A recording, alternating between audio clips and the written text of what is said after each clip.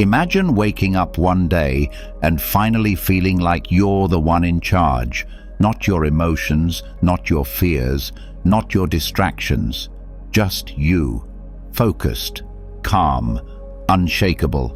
Now be honest, how many times have you felt like life is just happening, you instead of you?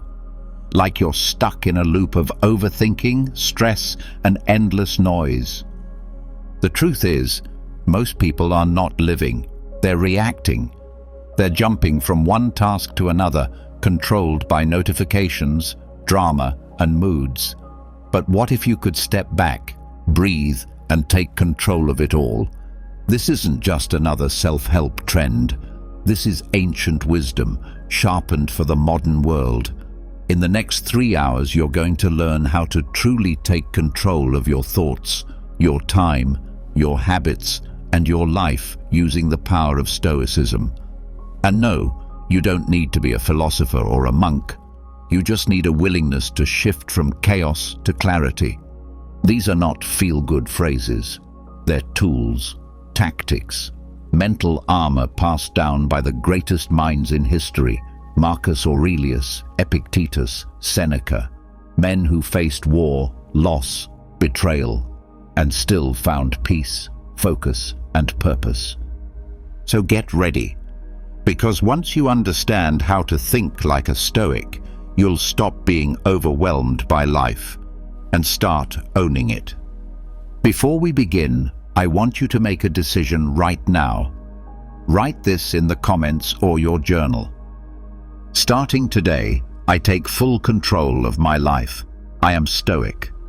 You're not just typing words, you're taking the first real step toward becoming who you were meant to be: clear, calm, and in control. Ready? Let's begin. Most people go through life without realizing just how much energy they waste trying to control things they never could in the first place. You know the feeling. When you replay conversations in your head, worry about what people think of you, or stress over things that haven't even happened yet. It drains you. It makes you feel stuck. But what if there was a way to cut through all of that? What if you could finally see clearly what deserves your attention and what doesn't? This is the first major step toward living with control, peace, and power. It's called the dichotomy of control, and it is one of the core principles of Stoicism. But today, you're not just going to read about it. You're going to learn how to apply it through a real daily tool: behavioral mapping. Once you master this, everything else in your Stoic journey becomes easier, because clarity is the beginning of power. Let's start with the truth. You are not in control of everything, and that's okay. In fact, it's more than okay. It's freeing. The Stoics taught that if you can separate what is within your control from what is outside of it, you can let go of unnecessary pain and focus on what really matters. But knowing this is only the first step. You need to see it, track it, and live it. This is where behavioral mapping comes in. It's a simple but powerful way to connect the wisdom of Stoicism to the daily patterns of your life. It starts with awareness. Every day, you have hundreds of emotional reactions, some big, some small: frustration in traffic, anxiety before a meeting, irritation when someone ignores your message. Most of these reactions are automatic. They just happen. But Stoicism teaches you to pause and ask, is this something I can control or not? Now the key is to turn this into a daily practice. Start by creating a simple 2-column chart. On the left side, write things I cannot control. On the right, things I can control. Every time you feel a strong emotion, pause for just a moment and log the situation. For example, someone cuts you off in traffic. You feel anger rise. Stop and ask, can I control that driver's behavior? No. But what can I control? Your reaction, your breathing, your decision not to let one rude stranger take over your whole mood. That goes in the right-hand column. Over time, you start seeing patterns. You begin to notice how often your stress comes from things far outside your control. The news, the weather, other people's opinions, delays, disagreements, even your own past mistakes. These are things you respond to, but you don't control them. The more you log, the more you teach your mind to make that split automatically. This belongs to me, this doesn't. And here's where it gets even more powerful. You can start visualizing your own peace. Over a week, color code your map. Green for things you controlled well. Red for moments where you reacted to something beyond your control. You'll start seeing how often red shows up, and you'll also see how much of your emotional life is being driven by things you never chose. That's a wake-up call. Now think of what happens when this becomes a habit. You begin to build a buffer between stimulus and reaction. Instead of responding automatically, you start choosing how you act. That is freedom. Because the real trap isn't what happens to you, it's how fast you let your emotions run the show. Let's go deeper. Stoicism doesn't tell you to be cold or emotionless. That's a myth. It tells you to recognize that emotions are information, but they're not commands. Behavioral mapping helps you study that information. Say you get anxious every time your boss sends you a short email.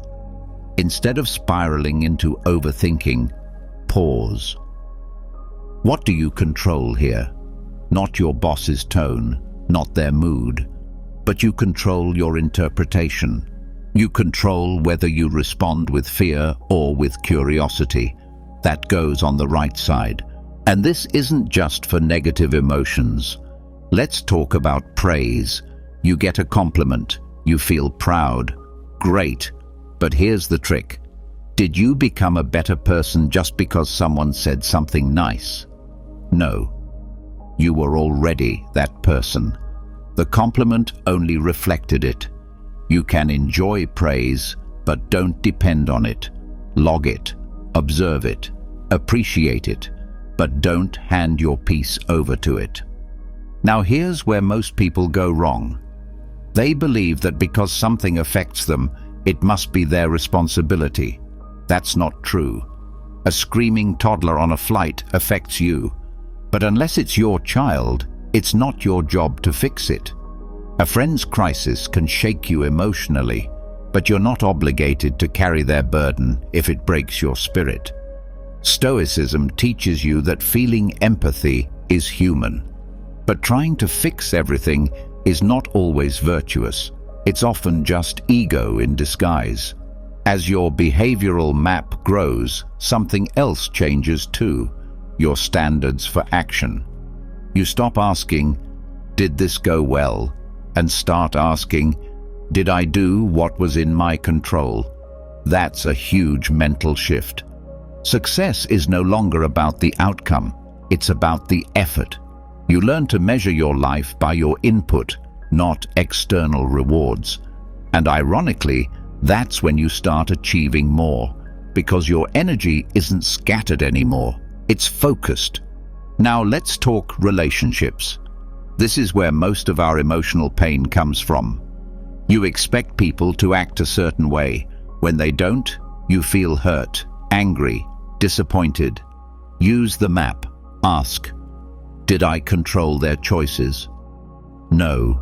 Did I clearly communicate my own boundaries, my values, my expectations? Yes.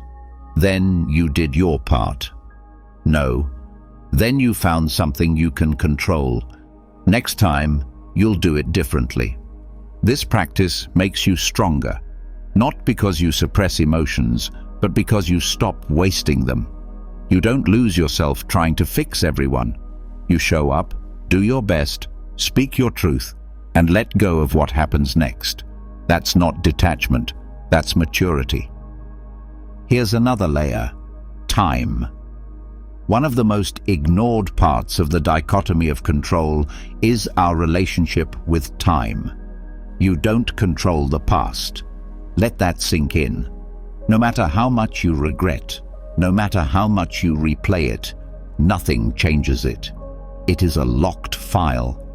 But what you do control is how you use the lessons from it. Likewise, you don't control the future. You can plan, but you can't guarantee results. So why worry about next month's problem today? That doesn't make you more prepared.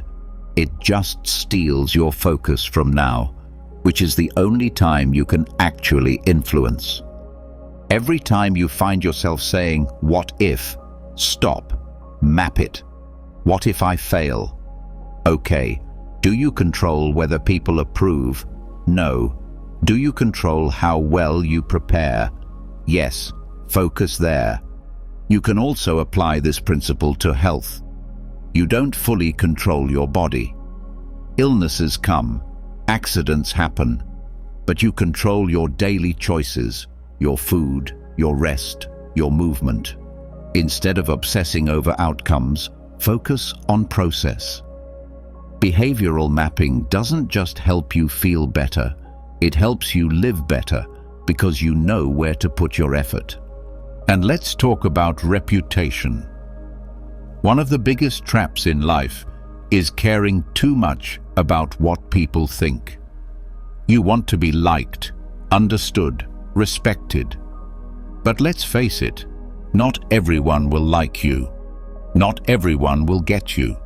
That's not personal, that's just reality. When someone misunderstands you, ask, did I act with honesty and intention? If yes, it's outside your control how they perceive you. That goes in the left column. Let it go. Because holding on to someone else's opinion is like trying to hold smoke. You'll only end up clouding your own mind. Over time, this whole process becomes natural. You'll start catching yourself mid-thought, asking, is this mine to carry? And if it's not, you drop it. Not because you don't care, but because caring for things you can't change is the fastest way to burn out. Here's something else most people miss. Not all things within your control are equal. Some are more important than others. Your mindset, your choices, your character, these are your core controls. Focus there. Don't get distracted by controlling every little detail. That's perfectionism disguised as discipline. Behavioral mapping helps you filter out the noise and amplify the signal. And that's what Stoicism is really about. Not becoming robotic, but becoming free. Free from false responsibility. Free from toxic guilt. Free from trying to manage what was never yours in the first place. So here's your task. For 1 full week, track your responses. Not just your actions, but your reactions. Every time you feel tension, write it down. Ask yourself, what part of this is in my hands? Be honest. You'll be surprised how many problems shrink when you shine that light on them. In the end, the dichotomy of control isn't about passivity. It's about precision. You stop trying to control the weather and start adjusting your sails. You stop yelling at the traffic and start using that time to breathe, think, or listen to something that feeds your mind. You stop wishing people were different and start showing up as the kind of person you respect. That's the shift. That's where power begins. And from here, everything starts changing. You've now laid the foundation. Your mind is clearer. Your emotions are calmer. You're not wasting energy fighting shadows. You know where your focus belongs.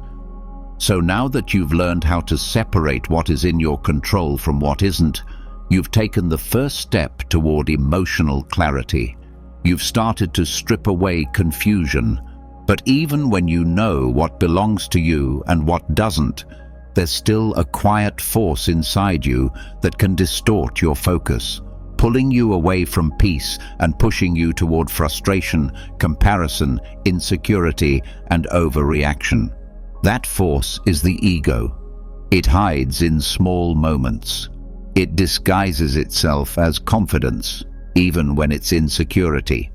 It pretends to defend your dignity when, in truth, it's just craving attention. Ego isn't about being arrogant.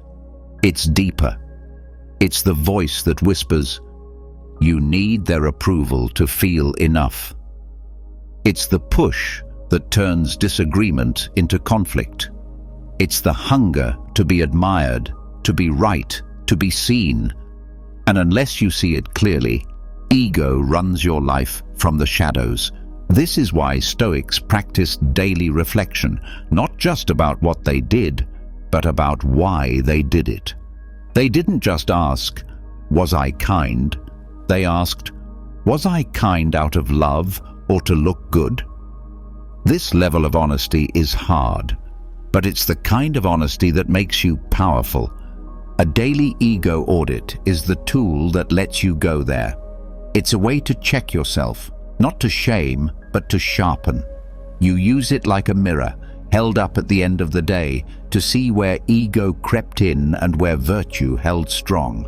You ask clear questions grounded in Stoic values, and you answer with courage.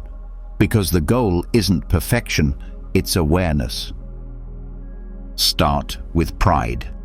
It's one of the most common ways ego shows up, and it often feels good, until it doesn't. Pride wants to win every argument. Pride wants to be admired, to be above others, to be the one who knows more.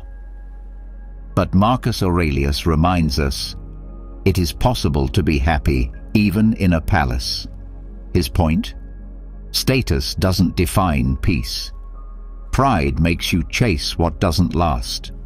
It tells you your worth comes from how others see you, but the Stoics believed that your value is internal. It's measured by how closely you live to your principles, not by how loudly others applaud you.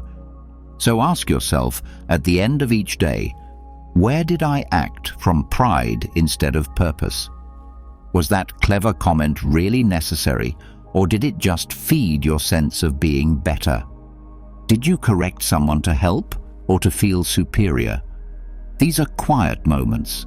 They pass quickly, but they shape your identity. Then look at validation. This is the ego's favorite fuel. You want to be liked. You want your work praised. You want people to see your effort. That's natural. But when your motivation comes only from being seen, you lose your center. You become a performer, not a person. Epictetus was clear. If you want to improve, be content to be thought foolish and stupid. That's not just theory. It means if you're growing, if you're being honest, if you're walking your own path, people won't always get it. And that's fine.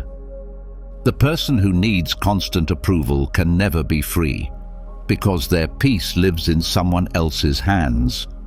So ask yourself, what did I do today just to be seen? Was that post for expression or attention? Did I help that person because they needed help, or because I wanted to be seen as helpful? Again, this isn't about guilt. It's about truth. You can't improve what you won't admit. Then there's impulse, another form of ego. You get irritated, and before you know it, you've snapped at someone. You feel insulted, and suddenly, you're deep into a silent argument in your own head. You make a purchase, not because you need it, but because it gives you a 5-minute high. These are not accidents. These are the ego's way of staying in control. The Stoics didn't see emotion as weakness. They saw it as something to understand and discipline. Marcus Aurelius wrote, "You have power over your mind, not outside events.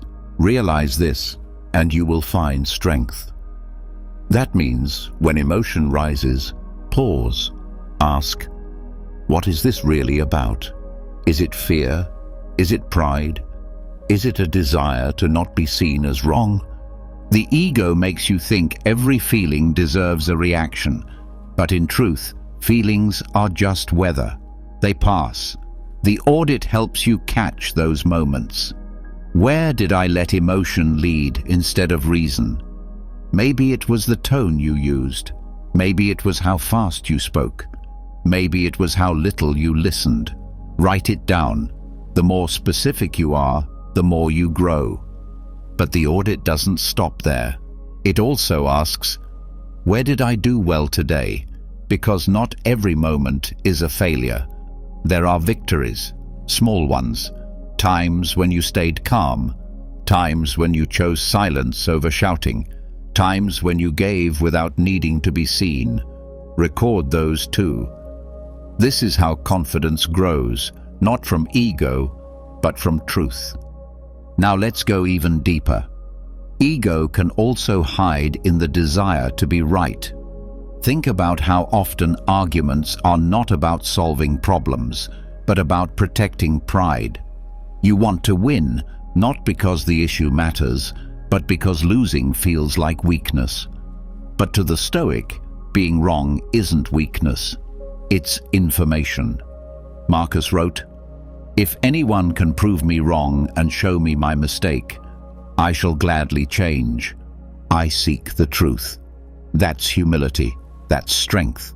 So ask, did I resist truth today because it didn't match my image? That's ego. And ego is threatened by truth. But you don't have to be. Sometimes ego shows up in comparison. You see someone else succeed and you feel smaller. You see their life, their body, their success, and something in you tightens. That's not your heart speaking. It's your ego measuring your worth against someone else's highlight reel. Seneca warned about this. He said that as long as you compare yourself to others, your peace will always be at risk. Because comparison puts your focus on what you lack instead of what you have.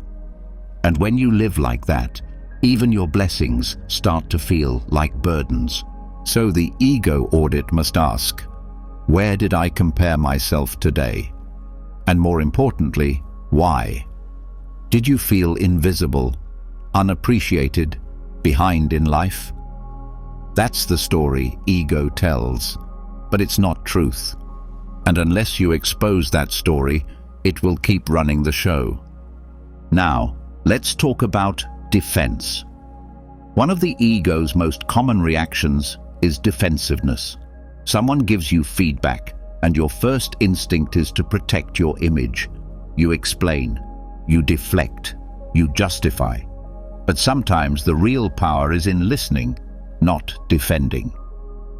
Epictetus said, "It is not events that disturb people, it is their judgments about them." Feedback is not rejection, it's perspective. But ego sees every correction as an attack. That's where growth stops. So ask, where did I defend instead of reflect? That one question can shift everything. It turns criticism into guidance. It turns conflict into connection. Sometimes ego hides behind the need to fix everything. You want to help, to solve, to prove your usefulness. But not every problem is yours to fix, and not every person wants to be saved. The desire to always be the one with answers can be another way ego gets fed, through usefulness, through control. So the audit asks, where did I try to help out of ego, not love? It could be in giving advice no one asked for. It could be in pushing a solution too hard. It could even be in interrupting someone's process just so you could feel important. Helping isn't always helpful unless it's truly for them, not for you. Here's another angle: self-talk. The ego doesn't just speak outwardly, it also whispers inside. It tells you that you're not doing enough, that you're not successful enough, that you should be further by now. This voice sounds like motivation, but it's often just shame in disguise. The Stoics focused on progress, not perfection. They knew that the inner critic was often louder than the outer world. So your audit should include this. What did I say to myself today? Were your thoughts kind? Were they fair? Would you speak to someone you love the way you spoke to yourself? The ego also thrives on overdoing, overworking, overcommitting, overpromising. Why? Because it wants to be seen as capable. It wants to prove something. But this leads to burnout. And burnout is often ego in disguise, pushing you past your limits just to protect an image. So at the end of your day, reflect. Did I stretch myself today to grow or to prove? There's a difference. One is strength, the other is pressure.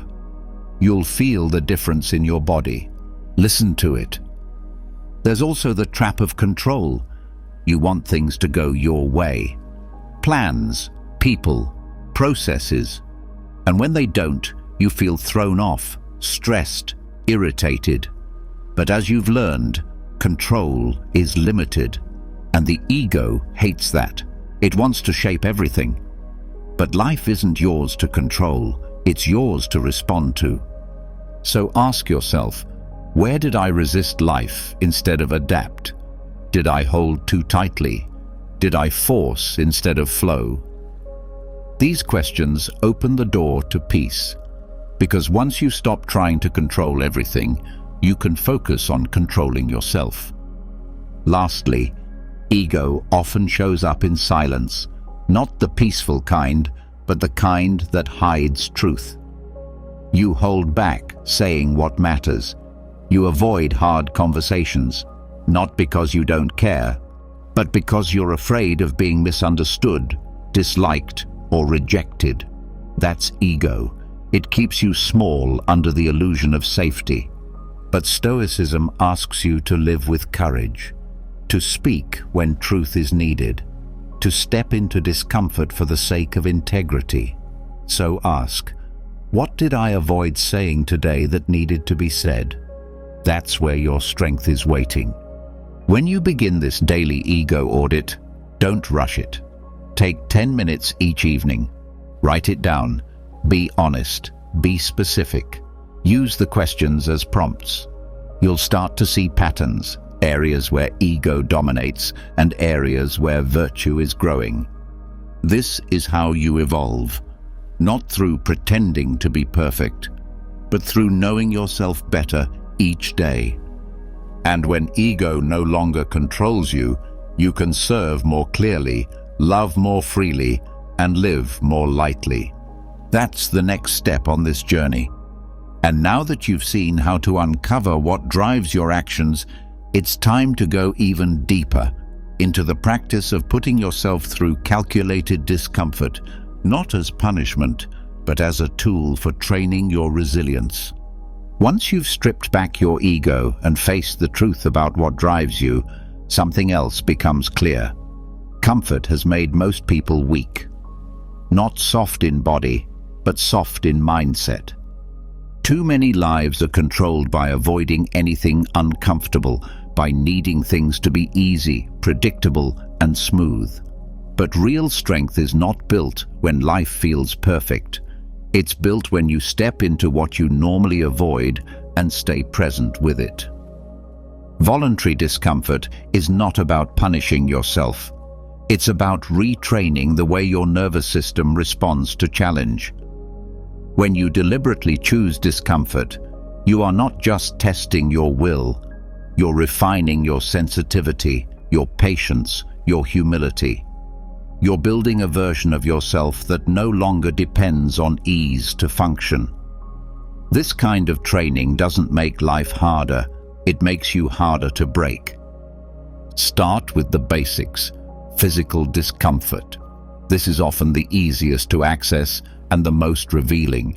Cold exposure, fasting, controlled breath holds, waking up before sunrise, or going for long walks without entertainment. These are not for show. They are meant to provoke something deep, your attachment to comfort. During these exercises, the key is not just to complete the task. The key is to watch yourself.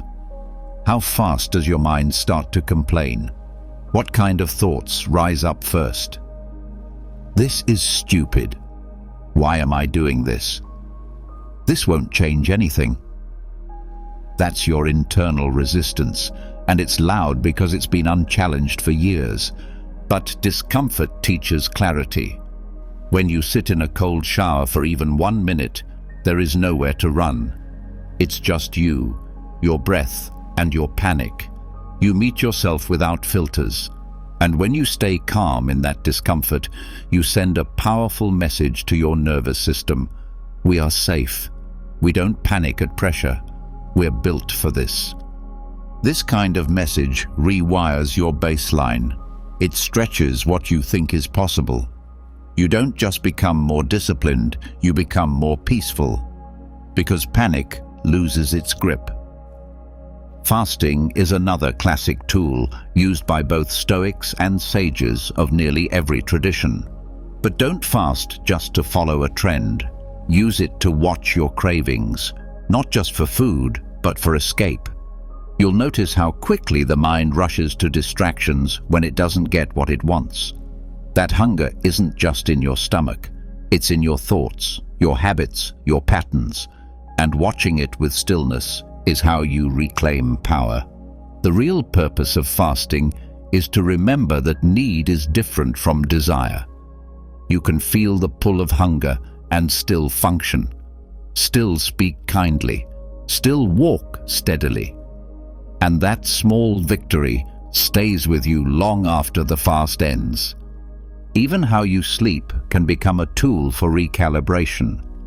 Try sleeping without a pillow for a few nights. Lay on a hard surface. Let your body feel something different. Let go of the myth that you need everything just right to rest. You don't.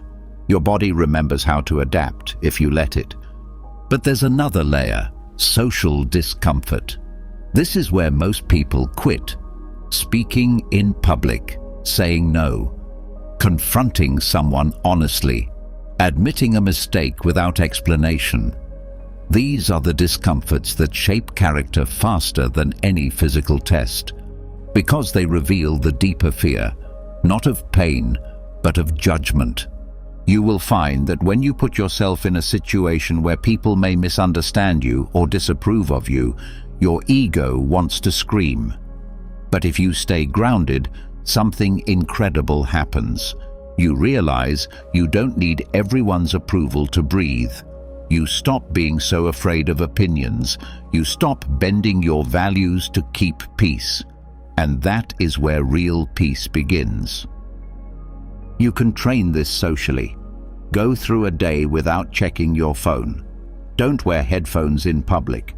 Strike up a small conversation with someone. Don't pretend to know an answer. Say, "I don't know," and feel what that does to your pride. These are not games. They are exercises in truth. The discomfort is small, but the gain is deep. You learn how to be fully yourself without apology. And then there's emotional discomfort. This is the hardest. Most people never sit in their own raw emotions without distraction. They drink, scroll, argue, sleep, eat, anything but feel. But if you're willing to sit quietly with sadness, anger, fear, without pushing them away or acting them out, you will build the strongest emotional foundation a person can have. Discomfort isn't always fire. Sometimes it's silence. Sometimes it's resisting the urge to text someone when you're feeling needy. Sometimes it's not explaining yourself when you're misunderstood. Sometimes it's telling the truth even when it shakes your voice. Every moment you choose that kind of discomfort, you take back control. You teach your body that pressure does not mean danger. That tension is not the same as threat. And this shift rewrites everything. But here's the part most people forget. Track it. Don't just endure. Observe. Journal. Write down how your body reacted, how long the discomfort lasted, what thoughts came up, what lies your mind told you to get out of it. You're going to fail. This doesn't matter. Just skip it today. Watch those lies like a hawk, because your strength is built by choosing action over excuse. You can start building a discomfort calendar. One new challenge per day. Not huge, just one thing that forces you to feel resistance. Take the stairs, skip the coffee, go without makeup. Sit in silence during your commute. Talk to someone you normally avoid. And don't just do it. Feel it. Note the emotions. Note the shifts. You're not collecting suffering. You're collecting data on your own resilience. And over time, something beautiful happens. Things that once triggered you no longer do. You lose your fear of failure. You stop needing comfort to function. You don't flinch at tension. And when a real crisis comes, you've already trained for it. Not in theory, but in practice. There's something else. Voluntary discomfort also strengthens gratitude. When you go without, even briefly, you appreciate with deeper clarity. That warm blanket, that meal, that honest conversation, they feel richer, more real, because your senses are no longer dulled by excess. This is why the Stoics warned against luxury, not because pleasure is wrong, but because over-reliance on it makes you fragile. Fragility is not strength. It's dependence dressed in gold. Living with comfort isn't bad, but needing it is. That's the difference. A Stoic can enjoy luxury without becoming its servant, because they know who they are when it's taken away. Now here's something that's often missed. Voluntary discomfort also makes you more compassionate. When you suffer by choice, you recognize suffering in others more clearly, not as weakness, but as a shared human experience. You become less judgmental, more patient, not because you read about hardship, but because you've lived through your own, with your eyes open. And in moments where others crumble under pressure, you don't collapse. You hold the space, because you've trained for this. You've practiced staying steady when everything inside you screamed to run. That's power. Quiet, humble, unshakable power. Eventually, you stop chasing comfort and start chasing growth. You begin to love the stretch, the pull, the push, because you see what it's doing to you. Every challenge becomes a classroom. Every discomfort becomes a tool. And you realize this is not punishment. This is preparation. When you choose small discomforts often, life's big discomforts don't break you. You've trained your system to hold still in the storm. You respond instead of react. You breathe where others panic. You step forward when others freeze. But here's the final layer. Voluntary discomfort should never become performance. You're not doing this to prove anything, not to yourself, not to the world. You're doing it to come closer to truth, to remember what matters, to peel away the extra, to stand in simplicity and know that you are enough. The Stoic doesn't fast to impress. They fast to remember that hunger doesn't own them. They don't sleep on the floor to post about it. They do it to remind their body that softness is a choice, not a need. And that's the point of it all. Choice. Most people live without realizing how much their lives are ruled by preference. I feel cold. I must get warm. I'm bored. I must distract myself. I feel anxious. I must escape. But when you choose to lean into that moment instead, you break the cycle. You become free. There's no finish line. You don't graduate from discomfort. You keep practicing. Some days you'll want to quit. That's normal. But the person you're becoming is built in those exact moments when it's hardest, and you stay. So don't aim to be comfortable, aim to be capable. And now that you've learned to walk calmly through the storm, to meet your own resistance without fear, you're ready for what comes next, preparing for what could go wrong before it even happens. Because the Stoic doesn't wait for trouble to learn how to face it. They rehearse it. They greet it before it arrives. Sometimes anxiety doesn't come from the moment itself. It comes from what you haven't thought through, the unknown, the unexpected, the what-ifs. They creep in and take control, and when you avoid them, they don't go away. They grow. Fear is not always loud. Often it hides behind silence, behind fake confidence, behind rushed preparation. That's why the next tool isn't about avoiding fear. It's about facing it before it has a chance to own you. If you've trained your body to endure discomfort and your mind to recognize what's in your control, then you're ready for one of the most practical Stoic habits, preparing mentally for what could go wrong, not as a pessimist, but as a strategist. This practice is called Premeditatio malorum, the premeditation of evils. It means you take time before any important task to walk through what could go wrong, and not just generally, but in clear, specific detail. The point is not to scare yourself, it's to build immunity to shock. When your mind has already walked the difficult path, the real event no longer shakes you in the same way. You've made space for it. You've rehearsed the weight. Before anything important, a meeting, a performance, a conversation, you stop and ask, what could go wrong? Not in a vague or dramatic way, in a precise, grounded way. Will someone interrupt you? Will your voice shake? Will your idea be rejected? Will you lose your place? Name it, then take it further. What would that actually feel like? How would your body react? Would your breath shorten? Would your hands sweat?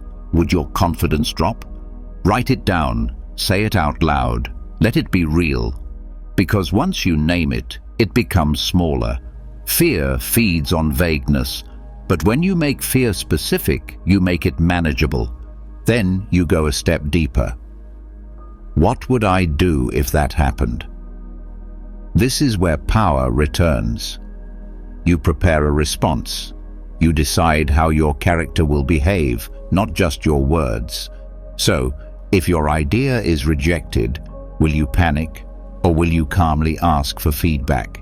If you forget your words, will you freeze, or will you pause, breathe, and start again with humility?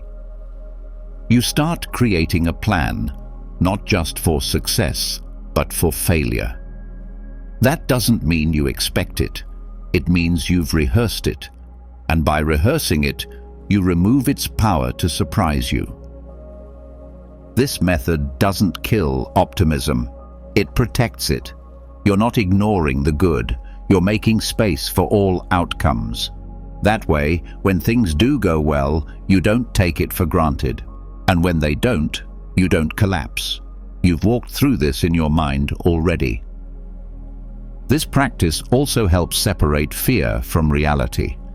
When you think clearly about what could go wrong, you often realize the consequences are not as big as your anxiety told you. You see that even failure has a shape. It ends. It can be handled. You survive. And if the fear is big, like losing a job, being embarrassed, facing rejection, then this practice gives you a head start on your emotional response. You ask, what would this loss teach me? What strength would I need? Who would I lean on? What part of me would grow through it? The Stoics weren't interested in avoiding hardship. They were interested in meeting it with dignity. And you can't meet what you've never looked at. The beauty of this habit is how practical it becomes. Say you're preparing for a job interview. Before going in, you spend 10 minutes alone. You ask, what's the worst that could happen? You don't get the job. You stumble on a question. They seem uninterested. You go blank. You rehearse each moment. You feel the sting, the awkwardness. Then you ask, what will I do? You decide, I will smile. I will own my mistake. I will ask a follow-up question. I will thank them for their time and leave with self-respect. Suddenly, what felt overwhelming becomes a script. You have direction. You've already seen the dark hallway, so now you're not afraid to walk down it. This technique applies everywhere. Before a difficult conversation with someone you care about, use this method.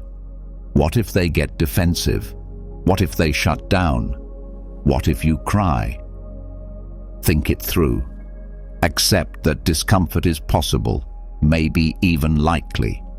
Then remind yourself, clarity matters more than comfort. Speaking the truth matters more than avoiding tension. This rehearsal reminds you that fear is not a reason to stay silent. And in public speaking, one of the most common fears, this tool is life-changing. You take the time before stepping on stage or speaking up in a room to walk through each possible slip. You forget your line, someone walks out, you lose your pace, and instead of being shocked if it happens, you nod internally and say, I knew this was possible, and I'm still here. In every area, this preparation is not about control. You're not trying to force outcomes. You're trying to meet them with readiness. It's not about reducing effort. It's about strengthening the mind before the moment comes. You can turn this into a structured practice. Before any meaningful event, take 5 to 15 minutes to do the following. First, list all the possible points of failure or discomfort. Keep it grounded, not wild speculation.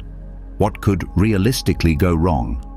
Second, write out what each situation would look like. Not just the event, but your physical and emotional response. How would it feel? What would you think? Third, write out your response plan. Not how to fix it, but how to stay composed, how to act with virtue, how to reflect your values even when rattled. Fourth, ask what deeper lesson or opportunity exists inside that failure. What might you gain from it? What might it teach you? This process turns panic into preparation. It rewires your emotional baseline. You stop seeing failure as threat and start seeing it as training. When Marcus Aurelius sat down to write, he wasn't documenting perfect wisdom.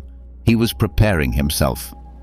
Each morning, he reminded himself of the people he might meet, the rude, the ungrateful, the impatient. He didn't do this to judge them. He did it to stay centered, because when the difficulty came, it would not be a surprise. It would be expected, and expected pain hurts less. The same principle works for any challenge. Athletes visualize before games. Pilots rehearse emergencies. Surgeons prepare for complications. You can do the same with life. The bigger the moment, the more valuable the rehearsal. And over time, you'll notice a shift. You walk into uncertain situations with less tension.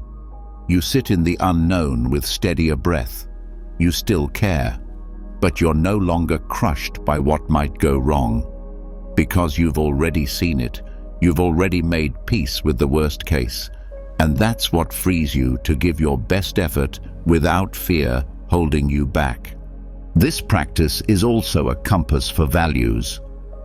When you ask yourself, what will I do if it goes wrong? You clarify what kind of person you want to be in difficulty. Will you remain calm? Will you speak kindly? Will you listen before reacting? These choices become clearer through rehearsal. You're not relying on willpower in the moment, you're relying on preparation. And there's a bonus effect. When you walk into a situation having already rehearsed the worst, you're more present. You're not split between fear and action. You're not hoping everything goes perfectly. You're responding to what is. And that presence makes you more effective. Most people enter big moments hoping nothing will go wrong, but Stoics train for the opposite. They expect adversity and they prepare for it, not by becoming cynical, but by becoming honest. And when something unexpected still happens, something you didn't plan for, you still benefit. Because the habit of preparation builds mental flexibility. Even if the failure isn't what you pictured, your mind is used to staying grounded. You're not thrown off course as easily. You bend, but you don't break. This process also builds humility, because facing possible failure reminds you that you are not untouchable. And that's a good thing. It keeps you honest. It keeps you kind. It reminds you that every outcome, good or bad, is part of the bigger training. As you practice this, you'll also find it sharpens your gratitude. When the worst doesn't happen, you notice, you feel it. You don't take the easy success for granted. You appreciate the silence between storms. You see that grace is not a right, it's a gift, and that awareness grounds you. Use this practice not just for big events, but also for daily stresses. Before a work call, before sending a difficult message, before going to a family dinner that usually creates tension. Take 2 minutes, walk the path, feel the emotion, make a plan, then go in calm. Over time, it becomes automatic. The moment fear rises, your mind starts preparing instead of panicking. Your breath slows, your posture steadies, your focus returns. This is not magic. This is mental training. And the more you use it, the more you start living from intention instead of reaction. Premeditatio malorum is not about focusing on the negative. It's about building resilience before you need it. It's about remembering that you can face more than you think. And it's about walking through the fire in your mind so that when it comes in reality, you're ready. Not because it won't hurt, but because you've already practiced how to stand inside it without losing who you are. You've already trained your mind to prepare for what might go wrong. You've looked failure in the eye before it arrived. But there's another type of challenge, far more frequent and often more dangerous. Not because it's big, but because it's so small it goes unnoticed. These are the tiny moments when your patience breaks, the 5 seconds when you snap, the pause you skip, the sigh you let out too loud. These are the micro moments that shape your day and slowly shape your life. It's not the crisis that makes you bitter. It's the repeated, unexamined irritations. Stoicism teaches that it's not just about handling the big storms. It's about remaining steady when the wind barely moves, because those small wins are what build the habit of reaction, the sigh in traffic, the roll of your eyes when a page loads slowly, the muttered complaint when someone walks too slow in front of you. These reactions seem harmless, but they're not. They are training you to be reactive without thought, annoyed without reason, angry without benefit. That's where micro-detachment comes in. It's the practice of creating space inside your smallest reactions. Not 10 minutes, not 1 hour, just a few seconds. Enough to pause, enough to see clearly, enough to take control before the emotion decides for you. When your phone freezes, you don't need a lecture on patience. You need a breath, a single breath taken consciously before you let frustration drive your next thought. This breath becomes your training ground, because in that space you have a choice: react automatically or respond wisely.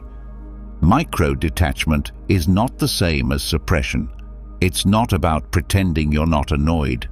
It's about seeing the annoyance rise and choosing not to feed it. This changes your internal rhythm. It interrupts the spiral. The goal is not to become emotionless, it's to become emotionally sovereign. You recognize your tension, and instead of becoming it, you acknowledge it and let it pass through.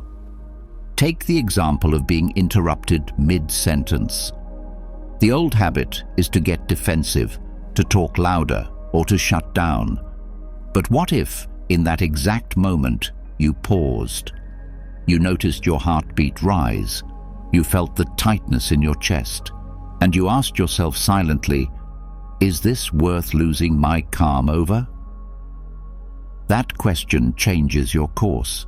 You may still respond, but now it's deliberate, not impulsive. Micro-detachment also rewires how you relate to time. Waiting in line, being on hold, watching a loading bar, these moments create disproportionate stress for one reason. You believe time is being stolen from you. But what if you use those exact moments as training? Not just to endure, but to transform. Instead of reaching for your phone or muttering complaints, you center yourself. You observe your surroundings. You return to your breath. You let it be slow. This is not a waste of time. It's recovery. It's practice, and it builds strength quietly. This practice applies especially in relationships. Someone says something careless. A tone feels sharp. You feel hurt rise in your body. That's the moment. The 5 seconds before you react. This is where your training must live. If you speak from that sting, you will likely escalate. If you pause, you might still respond firmly, but without creating more damage. That small gap creates safety, and that safety creates respect. Micro-detachment also helps reset the nervous system.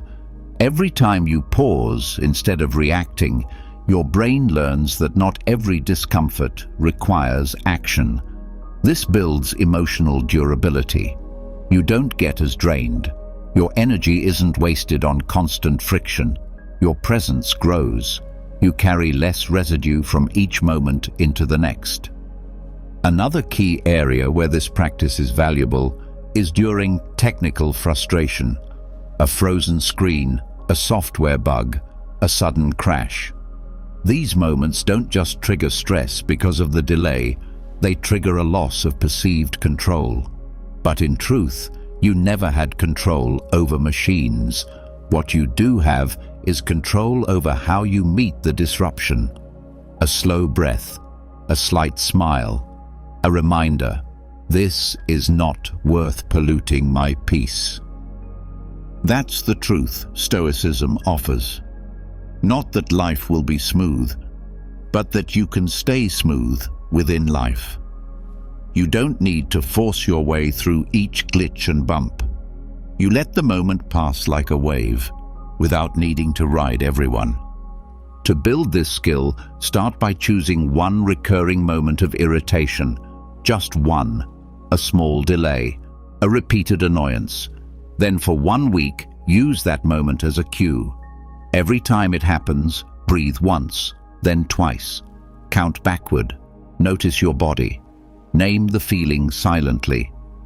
This is frustration. This is impatience. By naming it, you create distance. You are not the emotion. You are the observer. Then ask yourself, what would a wise person do right now? Not what would feel good, not what would win, but what would align with calm, with clarity, with character. That becomes your anchor. Repeat it, rehearse it. Slowly, this becomes your baseline. Micro-detachment doesn't mean you always respond perfectly, but it means your responses begin from choice, not habit. It means that even if tension builds, you've built enough awareness to let it pass before it hardens into action. This also builds mental sharpness, because when you no longer get emotionally hijacked by every minor inconvenience, your attention stays free. You think more clearly. You act with more precision.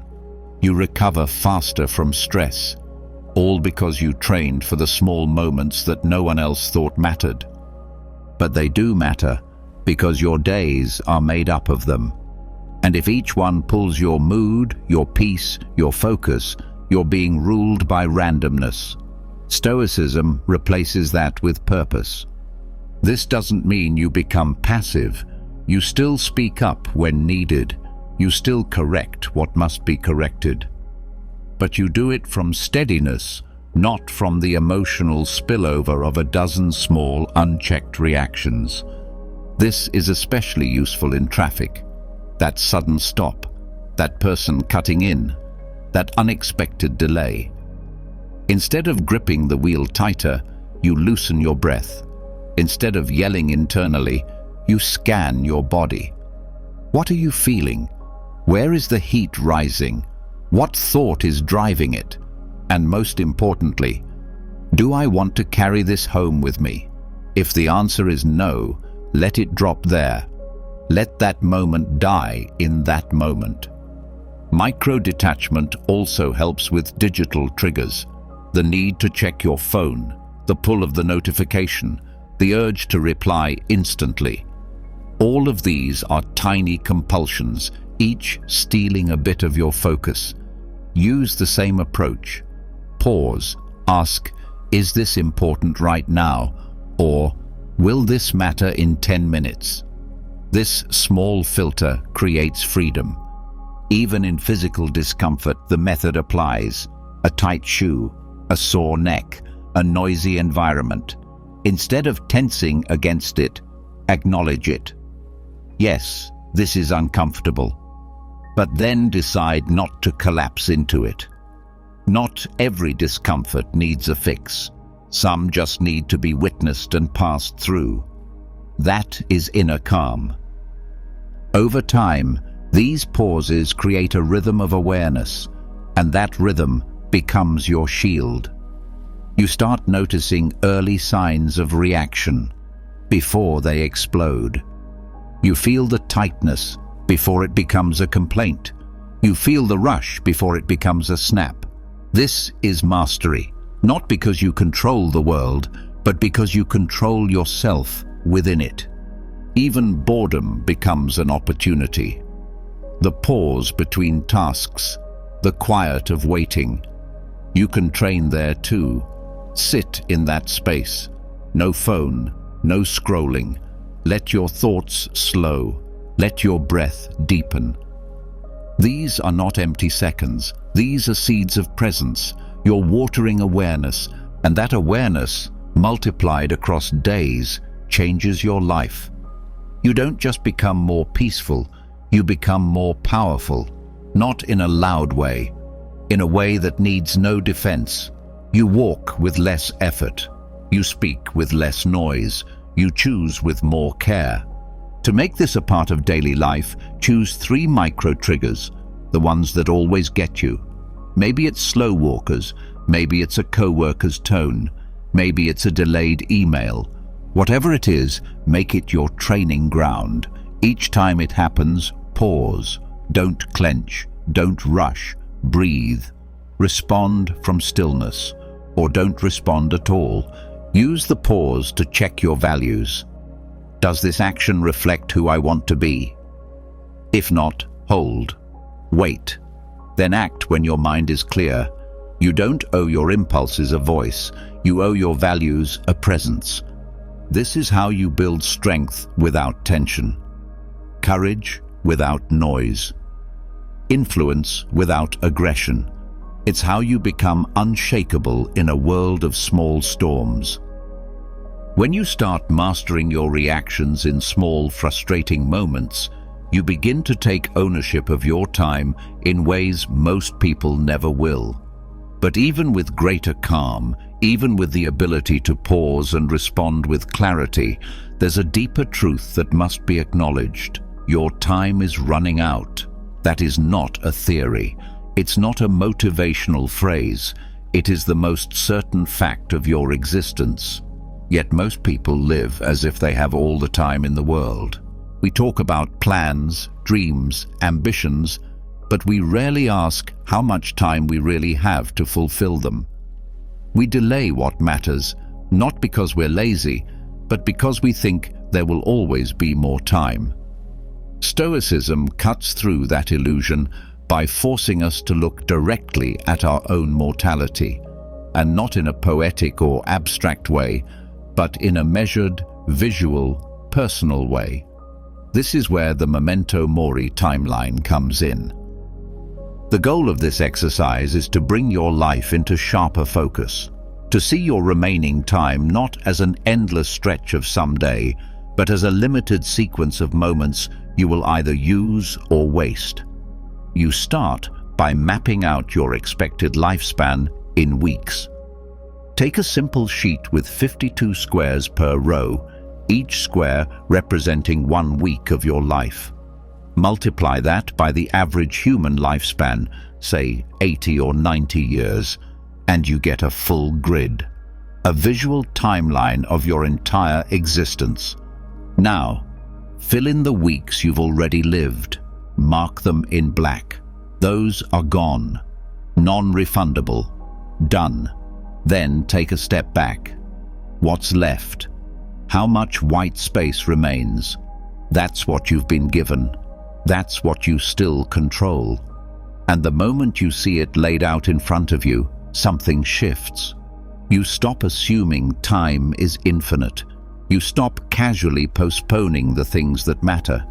You begin to feel a sense of urgency, not panic, but clarity. This practice does something the mind alone cannot. It makes time physical. You can see the weight of procrastination. You can feel the cost of delaying action. A week gone is not just an idea. It's a marked square. And with each new week, another one is filled. The grid doesn't lie. The countdown continues. But this isn't about fear. It's about perspective. The timeline doesn't exist to scare you. It exists to wake you up. You begin to ask better questions. If I only have this many weeks left, how do I want to spend them? What relationships deserve more time? What habits deserve to end now? What am I waiting to start that cannot wait any longer? It's easy to say someday until you see how few somedays remain. That trip you've been planning for 5 years, that book you want to write, that apology you keep avoiding, how many weeks will pass before you act? The timeline helps remove the fog. You can't pretend the delay is harmless when the cost is visible. You can take this further by adding milestones. Mark significant events in your past, graduations, jobs, losses, changes. Then mark anticipated ones, retirement, a child's graduation, potential major transitions. This creates anchors in your future. It helps you see the shape of your life. And when you do this, you also start seeing how little time exists between them. Years are abstract. Weeks are not. There are only so many left. And you realize the future isn't something you wait for. It's something you walk into, square by square, starting now. You can also use colors to track emotional seasons, mark periods of difficulty, growth, healing. See how long they lasted. Notice that pain passed, that challenges ended, that joy returned. This builds emotional resilience. You stop thinking this is forever when discomfort shows up, because you've seen in your own record that nothing lasts forever. Not the joy, not the sadness. Everything passes, including you. The timeline becomes more than a visual, it becomes a mirror. It shows how much time you've spent aligned with your values and how much you've spent on distractions. It shows how many days were given to things that didn't matter in the long run.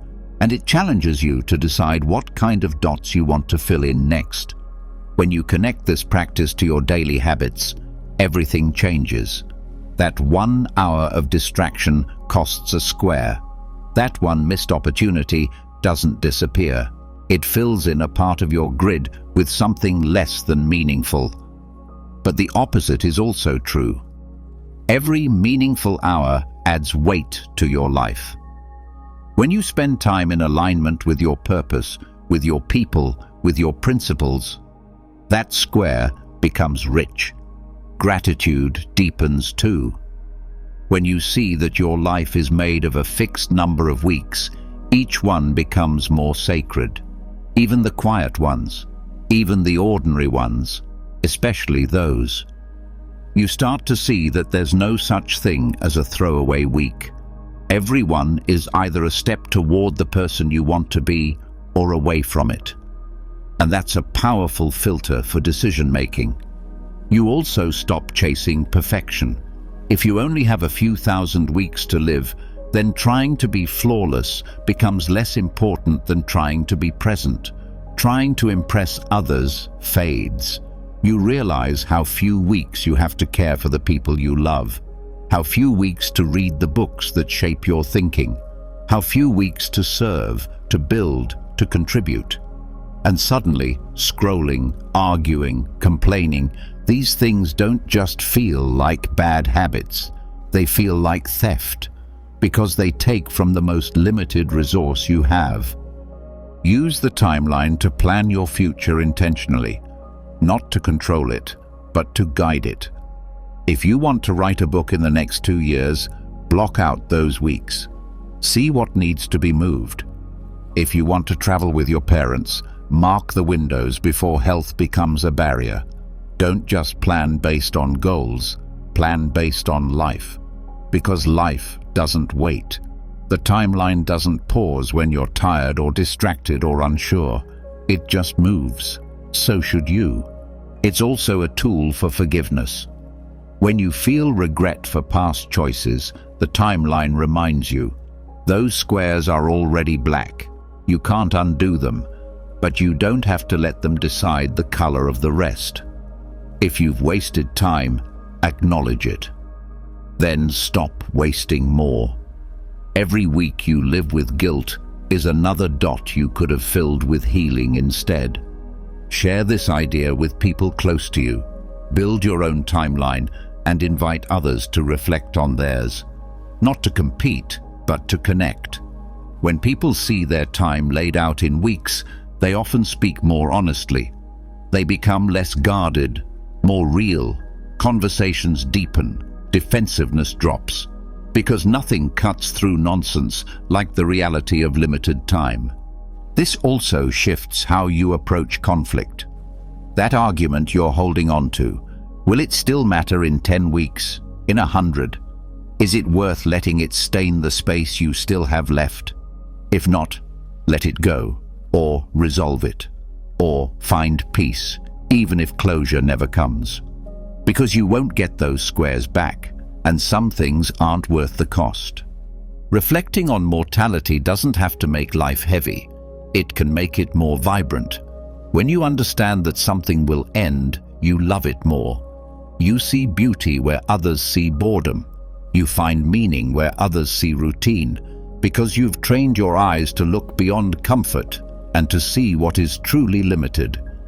You can even carry a small version of the timeline with you, a bracelet with beads, a folded paper in your wallet, a note on your phone. A daily reminder, time is moving. Stay awake. Don't waste it. Don't numb yourself through it. Show up. That's what Memento Mori really means. Remember that you must die, so you remember how to live. This exercise also grounds ambition. You stop fantasizing about vague futures and start asking, what step can I take this week? Big dreams become real when they're broken into time. You don't need to rush. You need to act, one square at a time, one effort at a time. And if fear of failure slows you down, remember, failure also fills time. But so does doing nothing. At least with effort, you learn, you grow, you get closer. The timeline doesn't ask you to win. It asks you to use the time with intention. Each week that passes is not just about aging, it's about becoming more aligned with what matters, becoming less reactive, more compassionate, more focused, less attached to what won't last, and more rooted in what will. You won't be here forever. But that's not the problem. The problem is forgetting that truth long enough to waste your days. The timeline is your anchor. When you lose focus, return to it. When you feel lost, look at it. When you don't know what matters, consult it. It won't give you answers, but it will remind you of the question that matters most. How do you want to live the time you have left? When you begin to see how limited your time really is, your priorities shift. What once felt urgent starts to lose its grip. You begin to act more deliberately. But there's still one more step that takes your perspective to a completely different level, not by counting time, but by zooming out of your own identity altogether. Not just the events of your life, but your place in the world, in history, in the vast chain of existence. This practice isn't about escape. It's about release. Letting go of the weight you carry when everything feels personal, when the story of me becomes too loud, when your problems grow larger than they actually are. This tool is called the view from above, and it's one of the most profound Stoic exercises for calming emotional chaos and reshaping perspective. At its core, this meditation works by taking your current experience, whatever stress, drama, frustration or tension you're facing, and viewing it from a distance. Not just a few feet away, but higher and higher, until your entire life becomes part of a much wider picture. Start by locating yourself right now, where you're sitting or standing. Acknowledge the space around you. Then mentally rise a few floors up, seeing the room from above. Then expand to the building, the block, the city. Keep going. Slowly, step by step, widen your view until your home, your town, and eventually your whole country is beneath you. From that height, your current emotion already begins to feel smaller. The conversation that went badly, the email that upset you, the plan that failed. You can still feel it, but its size begins to change. It loses some of its grip. It becomes one moment among millions occurring at that very instant. Rise higher again. See the continent, then the planet, spinning silently in space. Billions of people, each with their own stress, their own fears, their own inner dialogue. You are one of them. Important, yes, but not the center. This is not to diminish your value. It's to free you from unnecessary attachment to every discomfort. From this altitude, you can also see how brief every human life is, a blink in cosmic time. All the things people worry about, fame, wealth, status, fade. All the judgments, comparisons, resentments, they seem smaller than they ever have before. And this isn't about being indifferent, it's about being wise. This meditation grounds you in scale. It reminds you that while your experiences matter, they are not the whole story. Your disappointments are not the edge of the universe. They are part of a passing pattern. From up high, you can also see yourself differently, not just as a role or a name, but as a human being passing through. You see your timeline from beginning to end. You see how many days you may have left. You begin to question, am I spending them on things that make any real difference? This shift reduces ego, not by crushing it, but by putting it in context. You no longer need to win every argument, to defend every opinion, to protect your image at all costs. Because you see that your image is not fixed. It's just one layer in a complex, ever-moving world. And most of the time, other people are not thinking about you at all. They are busy with their own storms. When you use this view during a stressful situation, it breaks the loop. Emotional spirals often come from narrowing perspective. You zoom into the moment so tightly that it consumes you. But the wider your perspective, the more you access patience, compassion, tolerance. You realize you don't need to react to everything. Some things can simply be observed and released. This is especially powerful when dealing with conflict. Someone offends you. You feel disrespected. Your chest tightens, but then you pause, mentally rise. From above, you see them too, not just as someone rude, but as someone with a full life of their own. Someone shaped by their own history, their own pain, their own unknown pressures. Maybe they didn't mean to offend. Maybe they did. Either way, you get to decide whether this moment deserves your peace. The practice also clears room for gratitude. When you zoom out far enough to see the billions of lives playing out simultaneously, you feel awe. You remember how rare your specific combination of experiences, abilities, and connections truly is. And from that awareness, your complaints soften, your entitlement drops. You're not owed anything, and yet you've been given so much. The ability to think, to feel, to grow. That alone is reason to keep going with humility. You don't have to wait for emotional chaos to use this meditation. In fact, the more you practice it regularly, the easier it becomes to apply in difficult times. Take 5 minutes in the morning or evening. Close your eyes. Picture yourself rising, not escaping, just observing. From that distance, ask yourself simple questions. What really matters today? What am I holding too tightly? What can I let go of? The practice is also helpful for making decisions. When you're stuck between options, zooming out helps filter what's true versus what's just fear or ego.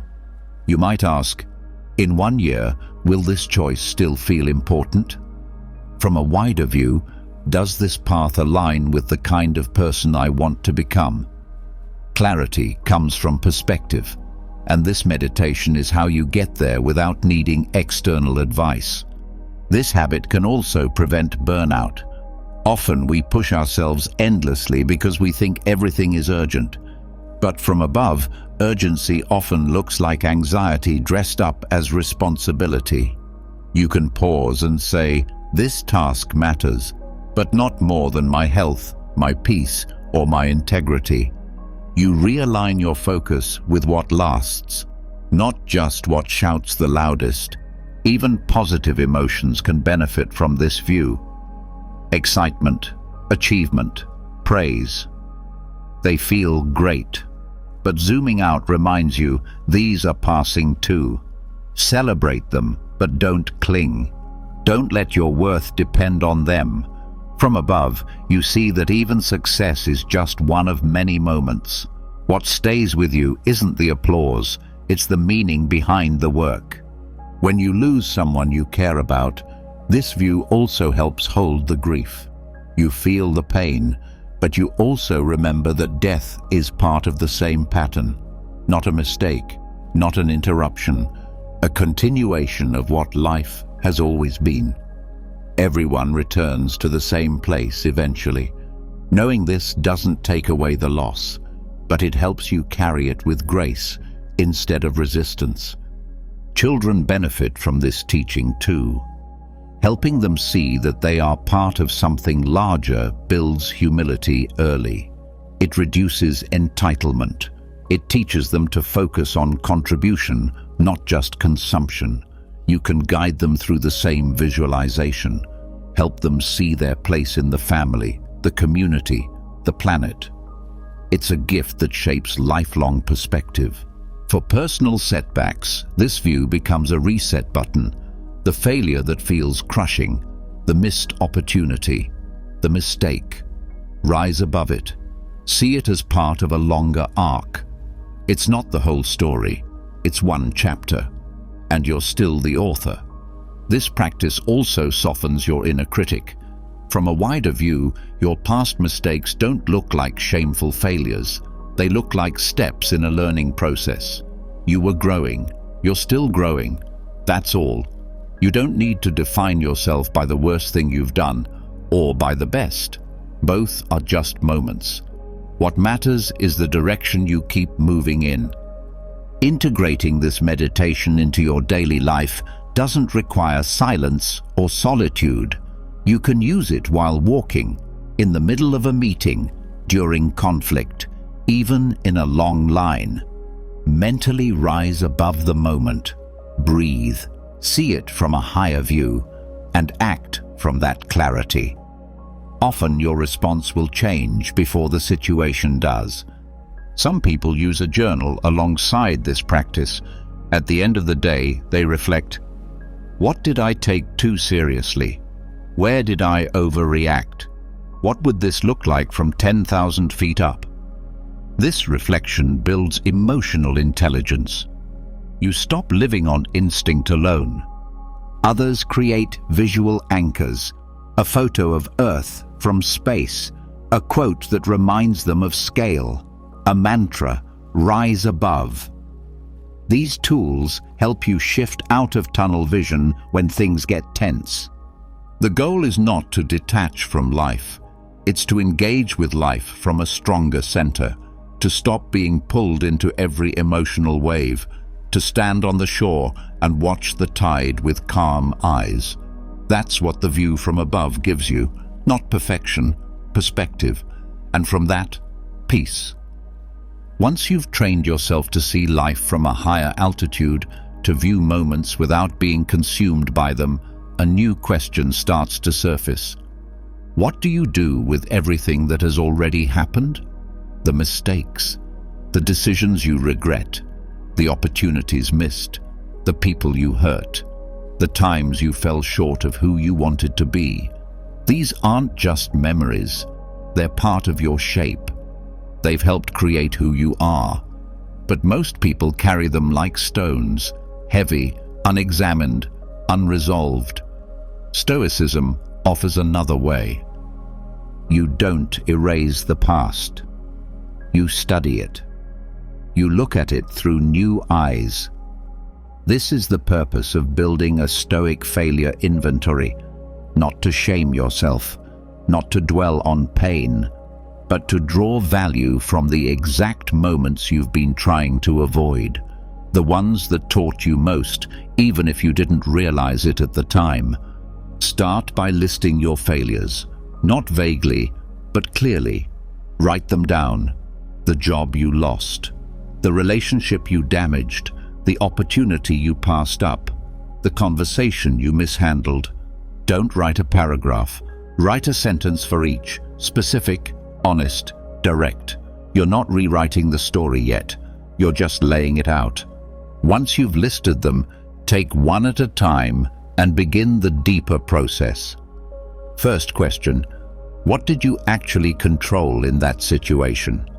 Not what you wish you'd controlled, not what you hoped would change. What did you truly own? This is the core of Stoic self-honesty. Marcus Aurelius didn't waste energy on what others did. He focused on how he responded. Your goal here is not to justify the failure. It's to separate the part you shaped from the part that shaped you. If you were fired, was it because of your actions, or was it a business decision out of your hands? If it was your behavior, what pattern led to it? Were you careless, passive, distracted, or did you just work under someone who valued different things? Be honest but fair. The point is to see clearly, not to create a new identity around blame. Then, ask which virtue was tested. In each failure, there was a moment when your character had a choice. Did you uphold wisdom or rush in without thinking? Did you exercise courage or avoid a difficult truth? Did you hold to justice or serve only your own interest? Did you act with temperance or did emotion override principle? This is how Stoics measure progress. Not by success, but by how they behave when things fall apart. Most people only evaluate results. Stoics evaluate integrity. That's why even failure is useful. if it reveals something you couldn't see before. Maybe you failed to speak up in a meeting. What was tested? Courage. What did you control? The words you didn't say. What did you learn? That silence can cost you just as much as saying the wrong thing, or maybe more. So next time, you speak. Not because you're confident, but because now you know the cost of holding back. Another example, a friendship ended. What was in your control? Did you ignore signs of resentment? Did you avoid conversations? Was there a moment you chose being right over being kind? Look for the fracture point. Not to punish yourself, but to gather the lesson. Every fracture leaves a shape. Trace it. Learn from it. When you take your entire list and walk through it like this, a pattern starts to form.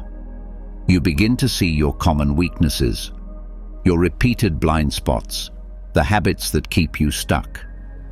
This is gold, because now you're not guessing. You're not trying to fix a vague sense of not being good enough. You're working with real evidence, and real evidence leads to real change. But there's another side to this. What strengths came from these failures? What virtues grew stronger because of the pain? Often, we become who we need to be because of who we weren't at a critical moment. If you acted out of pride and lost something meaningful, maybe humility grew from that loss. If you avoided responsibility and saw the damage it caused, maybe accountability now means more to you than it ever did before. These changes are rarely immediate, but they take root. That's why it's important to go back and look, to notice the evolution. Not every failure is a loss. Many are redirections, warnings, hard-earned wisdom.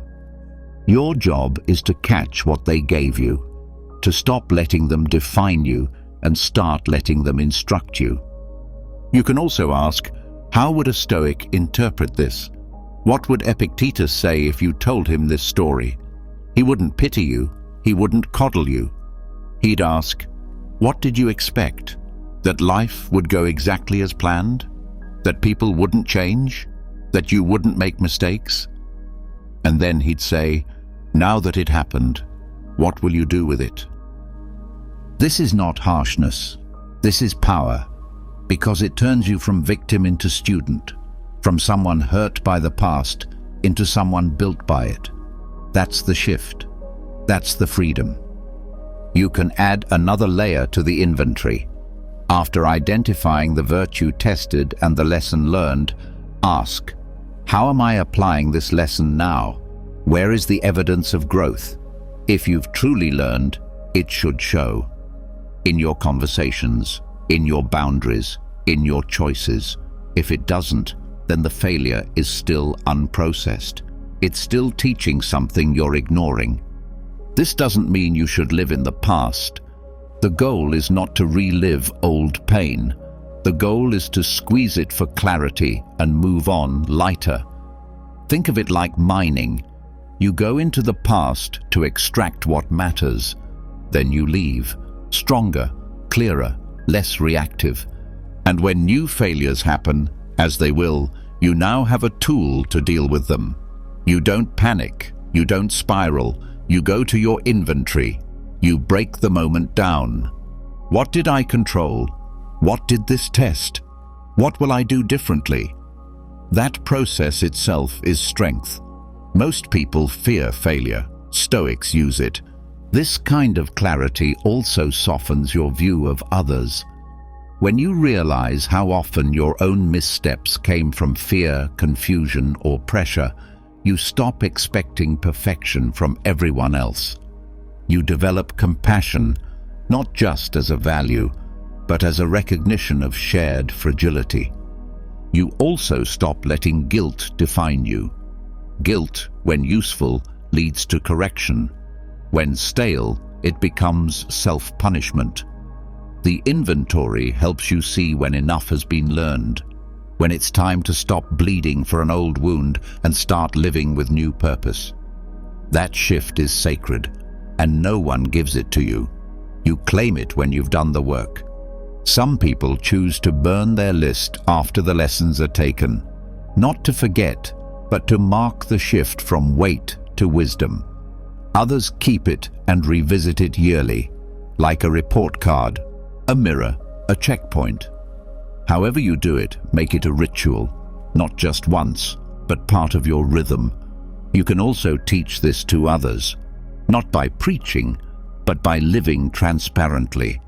When someone fails near you, don't shame them. Walk them through the same questions. Help them see the structure in what looks like ruin. Show them that failure doesn't have to end them. It can shape them, like it shaped you. As this inventory grows, so does your resilience. You stop fearing the next mistake because you've seen how strong you became from the last one. You don't aim to fail, but you stop fearing it. That's real courage. Not the absence of failure, but the refusal to be owned by it. The more clearly you understand your past, the less you get trapped by it. The more intentionally you reflect, the more cleanly you move forward. This is what the Stoic builds, not a perfect life, but a powerful one. Not flawless action, but relentless growth. Once you've looked honestly at your failures, recognized the lessons they hold, and begun using them as tools for growth, the next step becomes clear. If you've studied the past with sincerity, you're now ready to shape the present with intention. This is where reflection becomes structure, growth becomes system, and daily life becomes your training ground. Stoicism doesn't just ask you to think differently, it asks you to live differently. And that means tracking how your actions align with your values. The four cardinal virtues, wisdom, courage, temperance, and justice, aren't just ancient ideals, they're practical standards. And once you begin measuring them, you stop relying on guesswork to determine if you're on the right path. You start to build a life of consistency, clarity, and strength.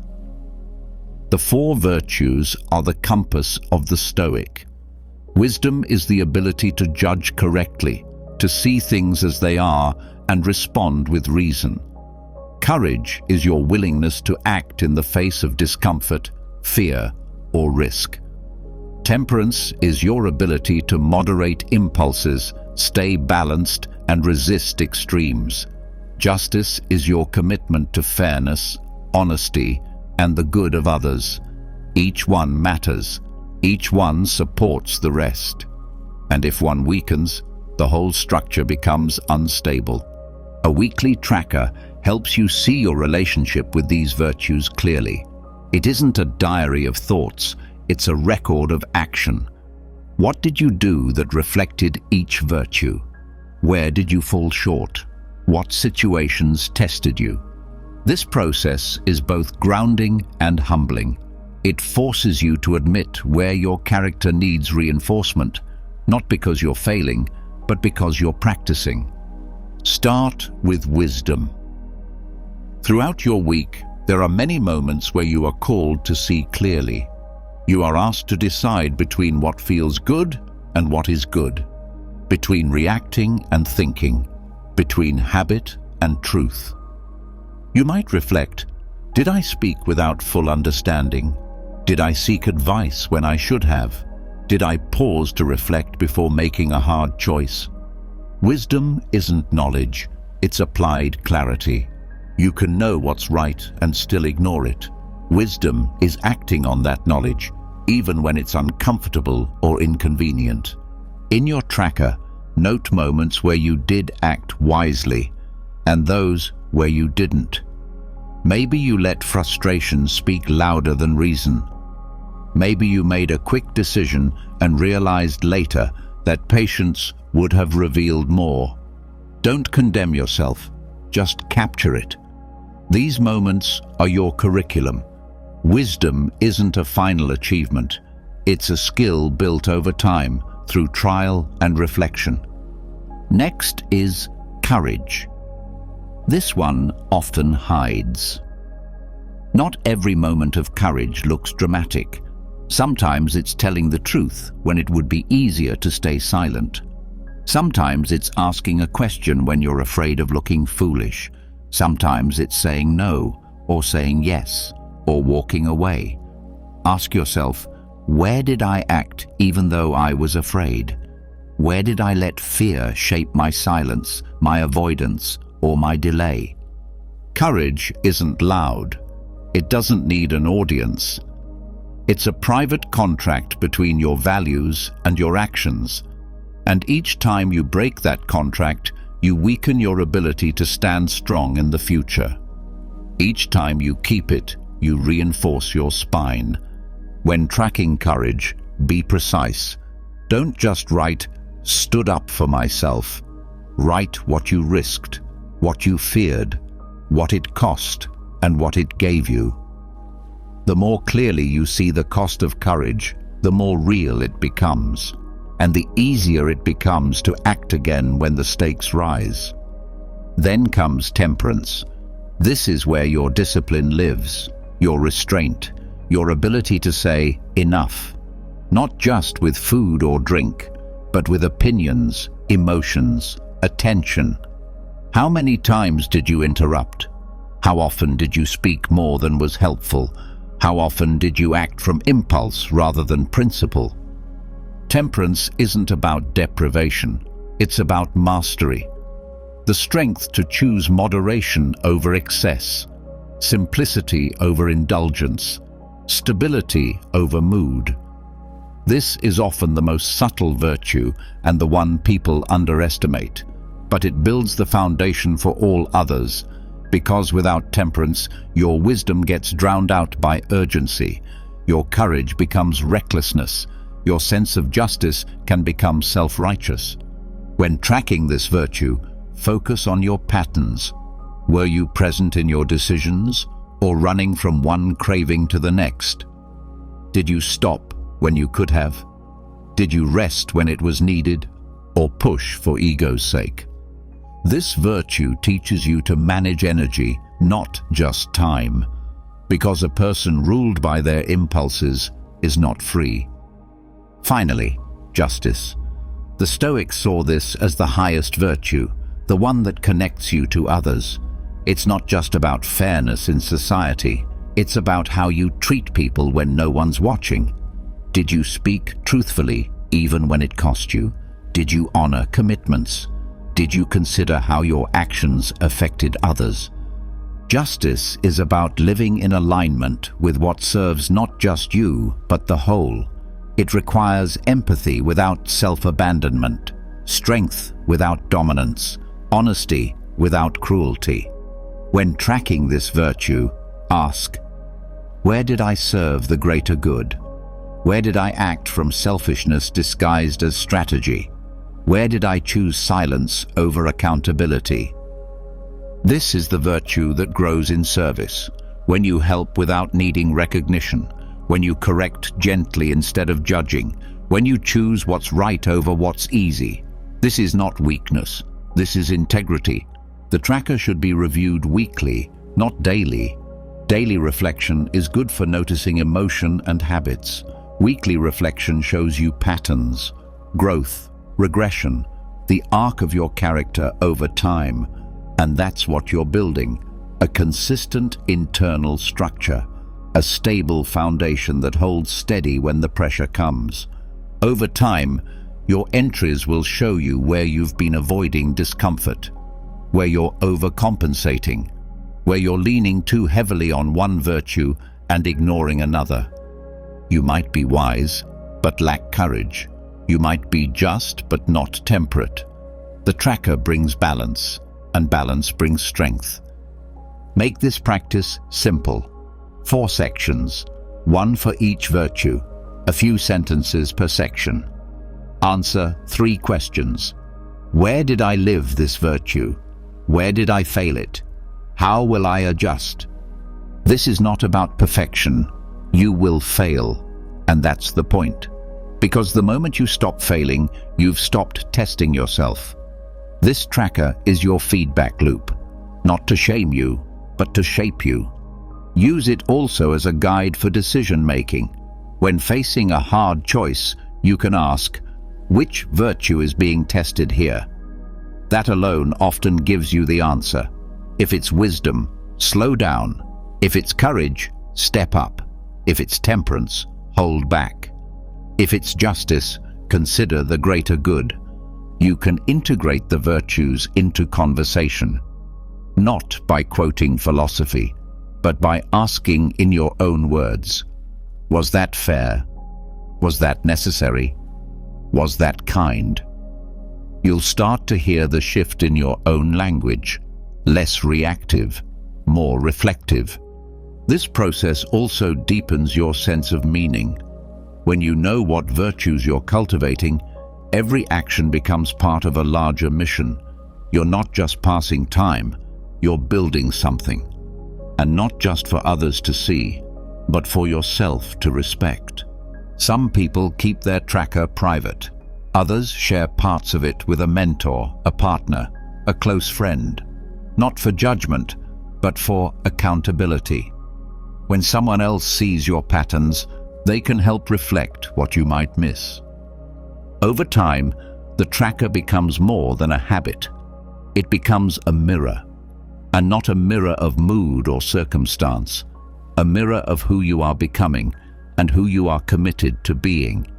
This is how philosophy becomes practice, not through reading, through repetition, through correction, through action, through reflection.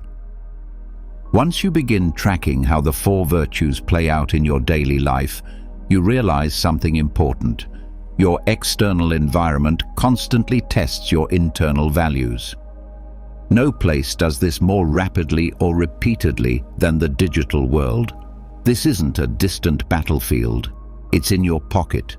It's in your hand before you even realize it. And it's not neutral. Every scroll, every notification, every headline is a subtle nudge, pulling you to react, compare, respond, consume. If your mind is unguarded, it becomes shaped by algorithms before you've had time to think. Applying Stoicism to the digital world is not about retreat.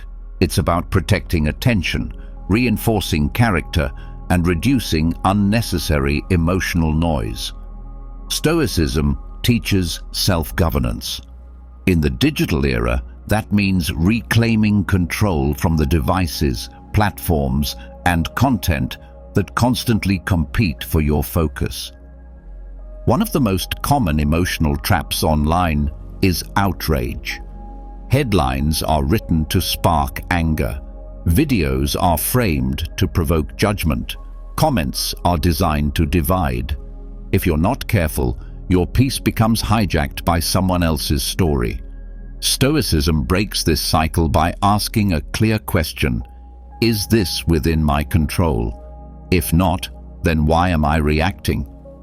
Marcus Aurelius wrote that we have power over our minds, not outside events. When you apply this to digital consumption, you stop trying to fix the world through likes or comments. You start choosing where your attention goes. You decide which battles are worth entering and which ones are noise disguised as urgency. This begins with filtering. Curate your digital environment like a Stoic curates thoughts. If a platform constantly triggers resentment, step away. If a person's posts lead you to compare rather than connect, mute them. You don't owe your attention to anything that distorts your values. Digital boundaries are as necessary as physical ones. A mind without filters absorbs the weight of everything it touches. Next is the trap of comparison. Social media distorts reality by showing highlight reels, the most curated moments, filtered through edits, staged poses, and polished language. If you forget that, you start measuring your actual life against someone else's performance. That's not comparison, it's self-sabotage. Epictetus taught that you should measure success not by external appearances, but by how closely you align with reason and virtue. When you scroll, ask yourself, is this inspiring action or creating doubt? Is this helping me become better or making me feel less? If it's the latter, step back. The world doesn't need more passive observers. It needs people who live intentionally, and intention requires clarity, not distraction. You can also use the concept of temperance here. How often do you check your phone without purpose? How quickly do you switch between apps, not out of need, but out of habit? Each swipe weakens attention. Each tap on autopilot dulls your inner discipline. Start small. Set limits, not to punish, but to practice mastery. Check with intention. Log off without needing closure. Leave comments unread. These are exercises, not restrictions. The news cycle adds another layer of emotional disruption. Every story is urgent. Every update is framed as a crisis. But most of what's reported does not require your immediate reaction. Stoicism reminds you that knowing everything is not the same as understanding, and reacting emotionally to distant problems without action only creates anxiety, not change. Limit how often you check the news. Set times. Use sources that inform, not manipulate. Ask, what can I do with this information? If the answer is nothing, treat it as background, not command. You are not less responsible because you unplug. You are more responsible when you choose engagement wisely. The pursuit of approval also runs deep online. Likes, shares, views, they become currency. But Epictetus warned against seeking praise from others who don't share your values. When you post just to be seen or scroll hoping to be validated, you give your power to people who don't even know you. Post if it's useful. Engage if it builds connection. Otherwise, don't play a game that costs your peace. Use the virtue of justice when consuming or creating content. Are you adding something true, helpful? Are you using your voice to contribute or to posture? Even a repost can be a reflection of character. Choose carefully. The digital world moves fast, but Stoicism asks you to pause. To ask, is this necessary? You can create systems that support your intent. Turn off notifications. Use grayscale mode. Set screen-free hours. Track your emotional state before and after time online. This is not about rigidity. It's about awareness. Because once you know what pulls your attention, you can stop giving it away blindly. Another powerful Stoic tool is journaling. Reflect on how digital use affects your inner life. Did something online make you anxious, jealous, reactive? Don't ignore it. Write it down. Examine it. What value was challenged? What story were you telling yourself? This turns reaction into reflection, and reflection into growth. In group chats, emails, forums, ask yourself, is this communication aligned with my principles? Or am I reacting to appear relevant, witty, or right? Justice and temperance apply to your tone as much as your message. Respond slowly. Read before reacting. Don't rush to comment unless it adds value. Digital conversations often lack the context of tone, facial expression, and presence, so misunderstandings are common. When this happens, apply courage and clarity. Seek to understand before defending. Correct with care. Step away when escalation serves no purpose. Not every comment deserves your energy. If you create content, this becomes even more critical. Are you driven by service or attention? Are you offering depth or chasing visibility? The world is full of noise. If you want to create something that reflects Stoic values, make it durable, make it rooted in truth, not trends. Your online behavior shapes who you become offline. If you spend hours reacting, comparing, and consuming, your ability to focus, reflect, and connect weakens. Stoicism brings you back to discipline, to purpose, to intentional action. Digital detox doesn't mean isolation, it means recalibration. Step back to ask, what role do these tools serve in my life? Do they bring clarity or chaos, growth or confusion? And if they aren't serving your principles, what are you willing to change? You don't need to delete everything, but you do need to own how you use it. The Stoic doesn't wait for calm to arrive. They build it, and that includes their digital habits. You can set a weekly reflection on digital behavior. How many hours online aligned with your goals? How many led to frustration? Which moments pulled you out of presence? Which strengthened it? Over time, these insights become direction, and direction becomes discipline. You can also practice stillness in between digital noise. Take a few minutes after scrolling to sit quietly. No input, just breath. Let your nervous system reset. This gap is powerful. It stops you from carrying one reaction into the next task. When others share things online that trigger you, pause.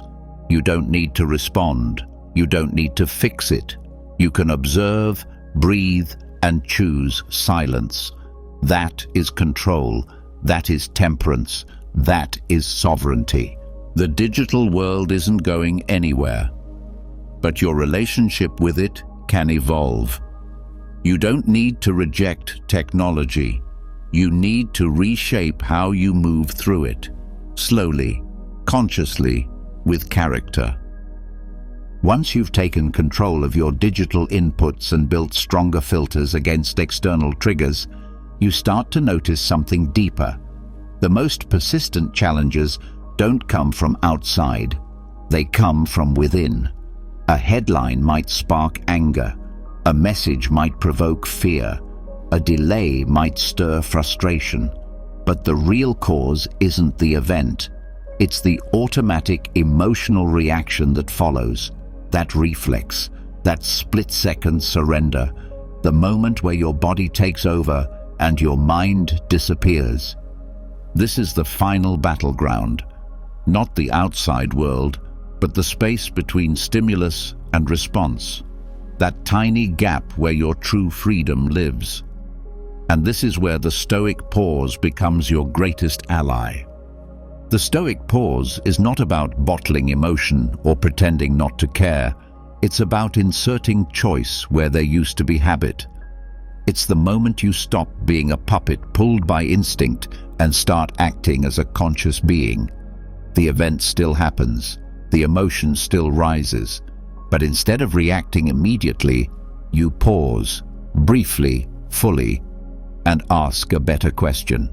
Start with this: what exactly am I feeling? Most reactions escalate because they go unnamed. You feel something, tension, heat, agitation, but you don't recognize it clearly, so your nervous system labels it threat. And once labeled, it launches into fight, flee, or freeze. But when you identify the emotion as sadness, embarrassment, disappointment, or even just fatigue, the intensity drops, the body shifts, the pause stretches, and you can begin to think. That's the first layer of the pause, naming. The second is interpreting. What story am I telling myself about this event? Is that story true? Is it fair? Is it useful? Epictetus said that it's not things that disturb us, but our interpretations of them. That insight doesn't just apply to grand ideas. It applies to the person who cuts in line, the friend who forgets to text back, the co-worker's tone that feels dismissive. You're not reacting to the thing. you're reacting to what you think the thing means. So, inside the pause, test your story.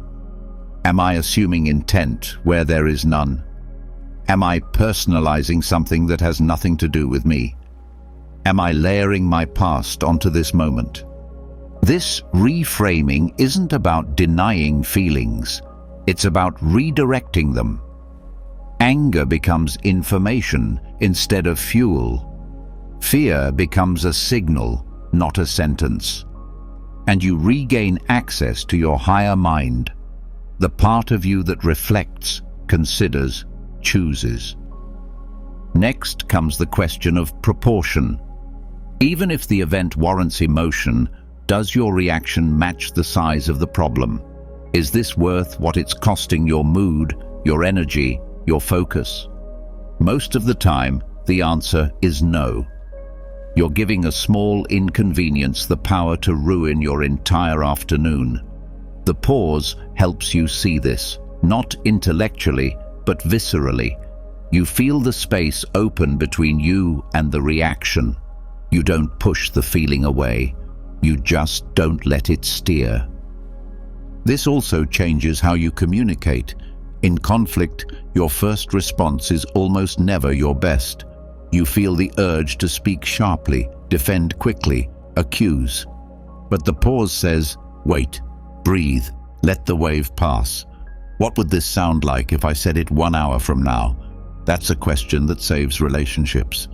You can make this pause a habit by practicing with low-stakes triggers. A dropped object, a red light, a tech glitch. Instead of swearing or sighing, stop. Feel the reaction rise. Let it crest. Then speak or act with intention. Each time you do this, you reinforce the habit. You teach your nervous system that urgency is not truth. For high-stakes situations, you might need a longer pause. In conversation, buy time by asking a clarifying question. In email, save the draft instead of sending it. In decision-making, step outside for 5 minutes. These are tactical ways to widen the space, and in that space, character grows. The Stoic pause also allows you to bring in a deeper question. What virtue is being tested right now? Is this a call for patience, for humility, for firmness, for restraint? This shifts the focus from emotion to principle, and principle is steady even when feeling is not. You don't need to suppress your reaction, you need to examine it, and that requires enough space to see it before it becomes behavior. The pause turns reaction into observation, observation into understanding, and understanding into right action. This practice also builds resilience over time, because as you pause more often, your baseline shifts. You don't spike as high, you recover faster. You stop living on edge, waiting for the next thing to go wrong. And when it does go wrong, you're ready. Not because it doesn't hurt, but because you've trained to stay clear inside the storm. Even joy can benefit from this pause. Before rushing to share it, stop and feel it fully. Before moving to the next thing, pause and savor. This turns moments into presence, and presence into memory. The Stoic pause also helps with regret. When you feel yourself pulled into shame or replaying an old mistake, pause. Ask, is this useful now? Is this leading to correction or just punishment? If it's the latter, let it pass. Not because it didn't matter, but because it already taught you what it came to teach. Over time, this small habit rewires your identity. You stop saying, I'm just emotional, or that's how I am. You begin saying, I choose how I respond. That is strength, not the absence of feeling, but the ability to steer it with clarity. You can reflect on your use of the pause each day. When did I react too quickly? What could I have done with 5 more seconds of space? Did I pause and choose, or did I obey the emotion? This reflection is not about blame. It's about growth. And the more honest you are, the faster that growth becomes real. You can also use this tool to coach others. When someone is overwhelmed, don't just tell them to calm down. Invite them to breathe, to name the feeling, to ask what story they're telling, to check the scale, to consider what value matters most right now. Teach them that the first reaction is only one of many possible responses, and often not the best one. Even in solitude, this pause is powerful. When your own thoughts become noisy, judging, worrying, obsessing, you can stop and step back. You can ask, is this thought helping or hurting? Is this fear real or recycled? The pause lets you become a thinker again, not a reactor. And when things go wrong, the pause becomes your reset, not in hours or days, but in seconds. You catch the rise, you breathe through it, you return to center. That's the hidden strength of this practice. It doesn't just change how you respond, it changes how quickly you recover. This is not about becoming slow or indecisive, it's about moving with precision. You still act, you still speak, but the action is rooted. The words are cleaner. You waste less energy on repair because you spent more effort on awareness. As you build this habit, people will notice. Your presence will change. Your energy will feel more grounded. Your words will carry more weight. Not because you're louder, but because they come from clarity, not chaos. Eventually, the pause becomes natural. You feel the emotion rise, and instead of fighting it or feeding it, you witness it, you hold it, you let it teach you, then you choose what to do next. That's freedom. The moment you learn to pause before reacting, you unlock control over yourself. That ability to pause and reframe allows you to walk through your day with greater strength and clarity. But even with this discipline, you'll still encounter setbacks, delays, resistance, and pain. They won't stop coming just because you're more aware. Life keeps unfolding the way it wants, not the way you wish. The next step isn't just managing that truth, it's learning to welcome it. This is where a deeper level of Stoic practice begins. It's not about tolerating hardship or enduring it with clenched teeth. It's about embracing it fully, even lovingly. Not just accepting what happens, but learning to say yes to it. This is the heart of amor fati, to love one's fate, not in theory, not when it's easy, but each morning before the day even begins, through deliberate preparation and personal commitment. Amor fati isn't about blind optimism. It doesn't ask you to pretend that pain feels good or that failure is pleasant. It asks you to see challenge as necessary, as purposeful, as something that belongs. When you start your day with this mindset, you're not caught off guard by struggle. You expect it, you name it, you rehearse your response, not to protect yourself, but to meet it with openness. The ritual begins as soon as you wake up, before checking your phone, before moving into tasks. You sit or stand or even remain lying down for a few minutes. You take a breath and bring your mind to the day ahead. Then you choose 3 difficulties you are likely to face, not catastrophes, just small, predictable obstacles. Maybe your commute will be slow. Maybe someone will interrupt you. Maybe a task you've been avoiding will demand your focus. These aren't surprises. They are part of life. You list them silently or write them down. Then for each one, you make a vow, not to merely get through it, but to meet it with appreciation. You say to yourself, I will not just accept this. I will love it. I will use it. I will meet it as a friend, not an enemy. This mindset rewires your emotional default. Instead of irritation, you begin with readiness. Instead of resistance, you bring intention. This doesn't mean you won't feel discomfort. It means the discomfort will no longer own you. You've already seen it coming.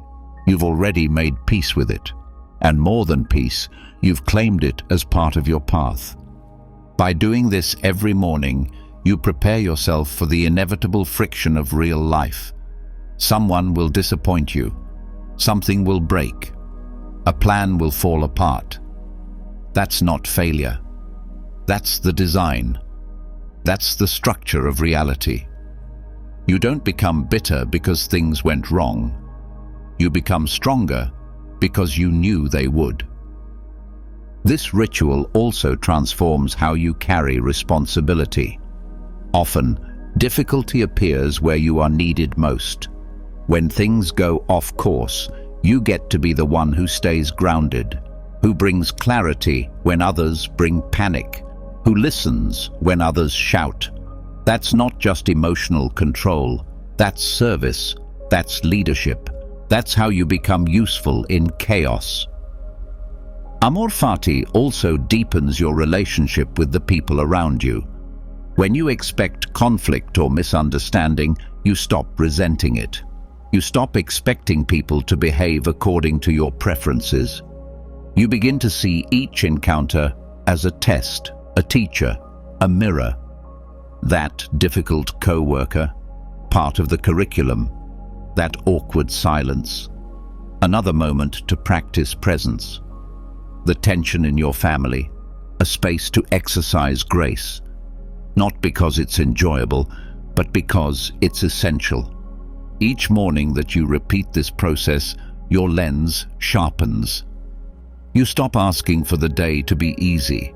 You start asking for the strength to meet whatever comes with virtue. This is not detachment. It's deep engagement, because you are no longer negotiating with life. You are agreeing to live it as it is. This mindset also prevents waste. When you expect ease and get struggle, you burn energy in disappointment. But when you expect struggle and get ease, you feel grateful. You don't waste the good. You don't resent the difficult. You adjust in real time. You can also apply amor fati to unexpected challenges. When something goes wrong that you didn't prepare for, return to your vow. Say it again. I choose to love this, not because it's easy, but because it's here. This simple phrase is a pattern interrupt. It stops the spiral of complaint and reconnects you with your values. Nietzsche described amor fati as not merely to bear what is necessary, but to love it. This doesn't mean romanticizing suffering. It means aligning with reality so fully that you stop dividing the world into good and bad, fair and unfair. You stop clinging to the illusion that things should be different. You begin to shape yourself to meet what is real. Over time, this daily practice becomes more than a mental exercise. It becomes a worldview. You stop dreading Mondays. You stop avoiding responsibility. You stop treating discomfort as failure. Instead, you start moving toward the hard things, not recklessly, but willingly, because you've learned that they are part of your path to growth. This also expands your capacity to love others. When you practice amor fati, you love not just what life gives you, but who life places in front of you. Their faults, their complexity, their unpredictability. It all becomes part of the same training, and this softens your judgments. It allows you to stay open even when others close off. You can turn the ritual into a written habit. A simple morning note, 3 challenges, 3 vows. No need for long paragraphs. 1 sentence for each. Direct, sincere. This record becomes your trail of accountability. At the end of the week, review it. Did the challenges you named actually occur? Did others appear? Did you meet them with the mindset you committed to? Even when you fail to hold the mindset, that failure becomes part of the practice. You reflect, not to punish yourself, but to renew your vow. Each morning is a reset, a fresh agreement with life. This process also teaches you to expect emotion, but not to be ruled by it. You don't aim to be unfeeling, you aim to be unshaken. Emotion rises, but it doesn't drown you. You meet it, you move with it, you walk through it with direction. As your practice deepens, you may add another layer, not just what you expect, but what you fear. One small fear, named clearly, then reframed. If this happens today, I will meet it with courage. I will not fight it. I will use it. This doesn't summon fear. It prepares you for the moment when fear comes knocking. You can also apply amor fati to past events. Something painful that shaped you, something you once hated. Now you say, thank you, not because it felt good, but because it grew something in you that ease never could. This isn't passive. Amor fati is not surrender. It's the highest form of participation. You don't wait for perfect conditions. You act in full acceptance of imperfect ones. You create, you serve, you speak, you move forward without needing life to clear the path for you. This kind of mindset gives you consistency. It's easy to be motivated on a good day. But what do you do when things go sideways? When you're tired? When the people around you are difficult? That's when amor fati gives you an edge. You've already decided. You've already agreed. You don't retreat from effort. You rise with it. If you're someone who journals, add a closing statement each day. What difficulty did I meet with love today? It could be small, a delay, a conflict, a tough decision. If the answer is none, ask what blocked you. What value were you protecting? What belief got in the way? These questions make the mindset real. They keep it alive. When you live this way, people notice. They won't always understand it. They may even think you're detached. But what they're seeing is presence without panic, strength without resistance, joy without conditions. You become someone who doesn't just endure life. You walk with it, side by side, even when it's dark, even when it hurts. That's not just philosophy. That's courage. That's resilience. That's freedom. When you begin each morning by choosing to love what's difficult, by meeting the inevitable with acceptance and strength, something inside you starts to shift. You stop looking outward for stability. You stop needing everything to go your way. You realize that your strength doesn't depend on what happens, but on how you respond. And this brings you to a deeper question. Who are you really? Not what you do or what people say about you. Not your job title, not your past, not your reputation, but your actual identity, the way you define yourself when all of that is taken away. The answer most people give is built on roles. I'm a parent, I'm a student, I'm a leader, I'm a professional. But those can all change. They can be lost, stripped, challenged, and when they are, the identity built around them starts to collapse. Stoicism offers another option, one that doesn't depend on external success, social validation, or temporary labels. It asks you to build your sense of self on something that no one can take from you, your chosen virtues. Creating a virtue-based identity means defining yourself by what you stand for, what you cultivate, and how you live when no one is watching.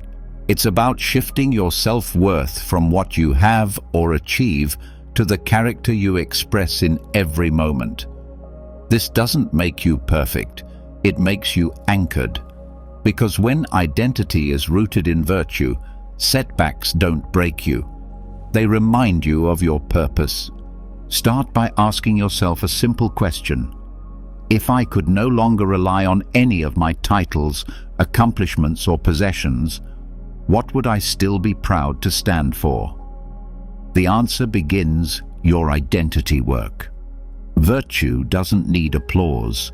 It needs clarity and action. You don't need to prove it. You need to live it.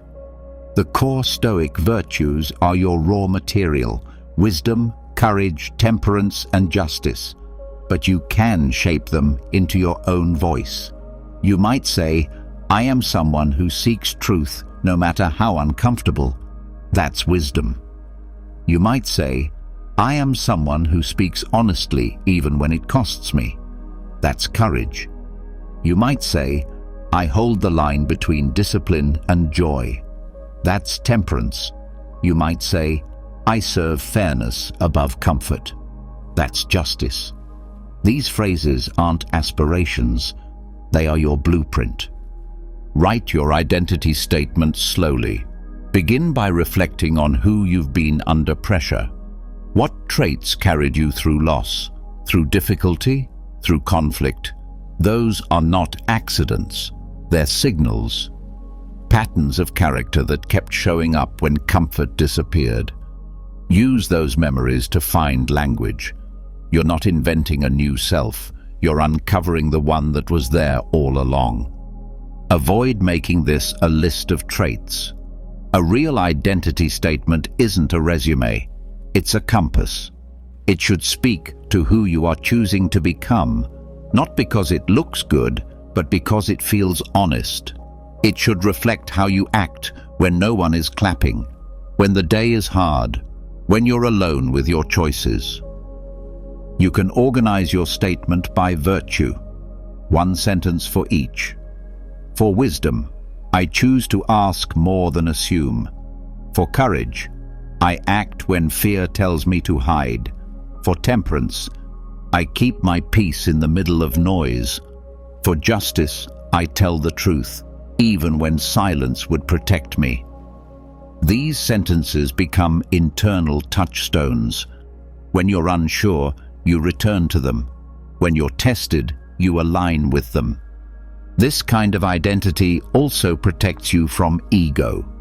When you define yourself by how much you know, you become defensive when challenged. But if your identity is, I seek clarity, then admitting you were wrong doesn't hurt your self-worth. It confirms it. You stayed aligned with your virtue. That's progress. The same is true with failure. If you define yourself by achievement, every missed goal feels like collapse. But if your identity is built on effort, perseverance, integrity, then failure is just another moment to express who you are. You didn't lose, you revealed your commitment. This also applies to praise. When others admire you, but your identity is based on honesty, discipline, and fairness, you don't get carried away. You remember that approval is a byproduct, not a goal. It might come, it might go, but your values don't shift. Write your statement as something you can read aloud without cringing. If it sounds too lofty, simplify it. If it feels vague, sharpen it. If it feels performative, strip it back. This is not something you share to impress people. It's something you return to when you're lost, tired, or unsure. Your identity statement should fit on one page, and within that page, every line should remind you of your direction. Keep it visible, in your journal, on your wall, as a note in your phone. Read it each morning, especially on days when you wake up distracted or discouraged. Then act on it. Your identity is not what you write. It's what you repeat. Every time you make a choice that reflects your virtues, you reinforce that identity. Every time you step out of alignment, reflect and return. You don't need guilt, you need correction. Guilt paralyzes, correction moves you. You can also use this identity to make decisions. When torn between two options, ask, which path aligns with who I've said I am? Not who I want to appear to be, but who I've chosen to be? That question simplifies complexity. It cuts through anxiety. It brings you back to the center.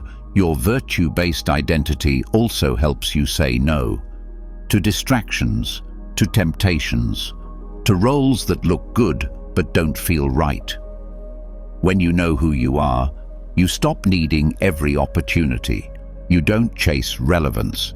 You stay in rhythm with your principles.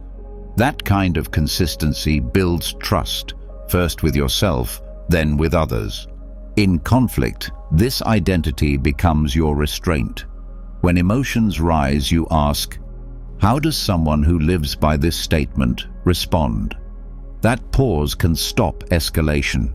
It can bring clarity where confusion wants to take over. It's not about winning. It's about staying in alignment. You can update your statement as you grow, but don't rewrite it casually. Changes should come from reflection, not mood. Ask once a season, has my understanding of virtue deepened? Is this still my direction? What have I learned that should be integrated? When setbacks happen, return to your statement. Read it slowly.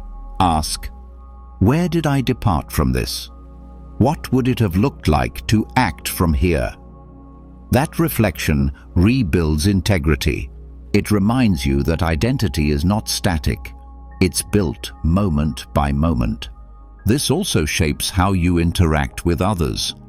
When someone behaves in a way that triggers you, your identity provides context. If your virtue is patience, then the interruption becomes practice. If your virtue is kindness, then the criticism becomes an opportunity. If your virtue is truth, then discomfort becomes clarity. Everything becomes training. In relationships, your identity creates steadiness. You stop needing others to complete you or validate you. You show up to give, not to perform. You love without possession. You listen without agenda. Because your worth is rooted in who you are, not what you get from others. In solitude, your identity becomes your companion. It guides your time, shapes your thoughts, aligns your habits. You stop drifting. You stop numbing. You return to the question, does this reflect who I said I would be? This is not perfectionism, it's commitment.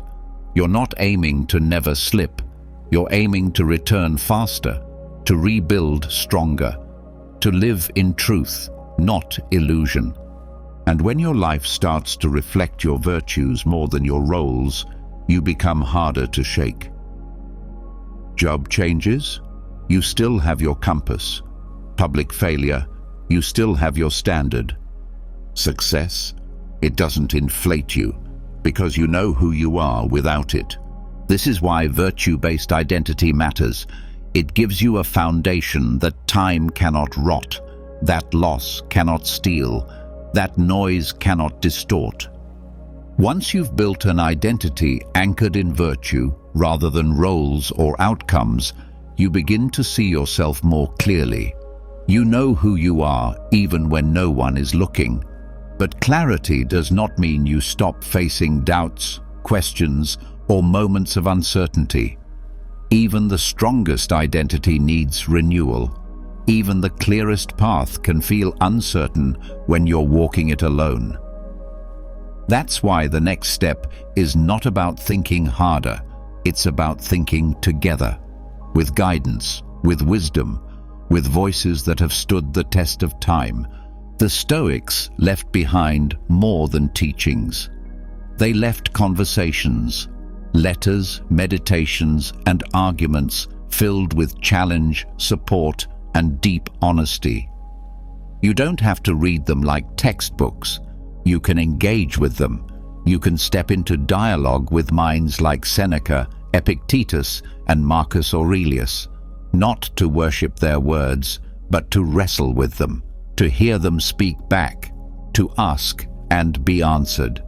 This is the purpose of dialogic journaling, not a stream of your thoughts, a two-way exchange, a disciplined reflection where you bring your questions, your doubts, your frustration, and you allow a Stoic voice to meet them with honesty, clarity, and perspective. The process is simple, but not casual. Start with a clear moment, either something that happened that day or a thought that won't leave your mind. Write it down like a letter, as if you're sitting across the table from a Stoic sage. Address them directly. Seneca, today I felt like my efforts were invisible. I worked hard, stayed calm, and still felt overlooked. I know I'm not supposed to chase recognition, but how do I stay motivated without it? Once your question is out, pause. Let yourself answer, not from your usual voice, but from theirs. You don't need to be perfect. You don't need to mimic every word. What matters is the tone, the logic, the values. How would Seneca respond? Maybe he reminds you that the work itself is the reward, that virtue is not validated by applause, but by its alignment with nature. Maybe he reminds you that even emperors are forgotten. So what makes you think praise will last? This exercise forces you to slow your thoughts, to argue from both sides, to find guidance not just from ideas, but from imagined conversation. It turns your journal into a personal dialogue, a place where philosophy becomes personal, not abstract. The reason this works is because it engages more than reason. It engages humility. When you're upset, you rarely challenge your story. You accept your emotion as fact. But when you step into another voice, especially one trained in reason and discipline, you're forced to reconsider, to look at the same problem from outside your own framing. And that's often where the solution is hiding. You don't have to limit yourself to problems. You can use dialogic journaling to explore decisions, to test ideas, to question habits. You might write, Epictetus, I've been avoiding a difficult conversation. I tell myself the timing isn't right, but maybe I'm just afraid. What would you say? And then write his imagined answer. He might not sympathize. He might ask, is your comfort more important than truth? If the conversation is necessary, delay only feeds fear. Go forward with clarity and compassion. The goal is not to always agree. Sometimes your imagined Stoic might challenge you in ways you resist. You might feel annoyed, even judged.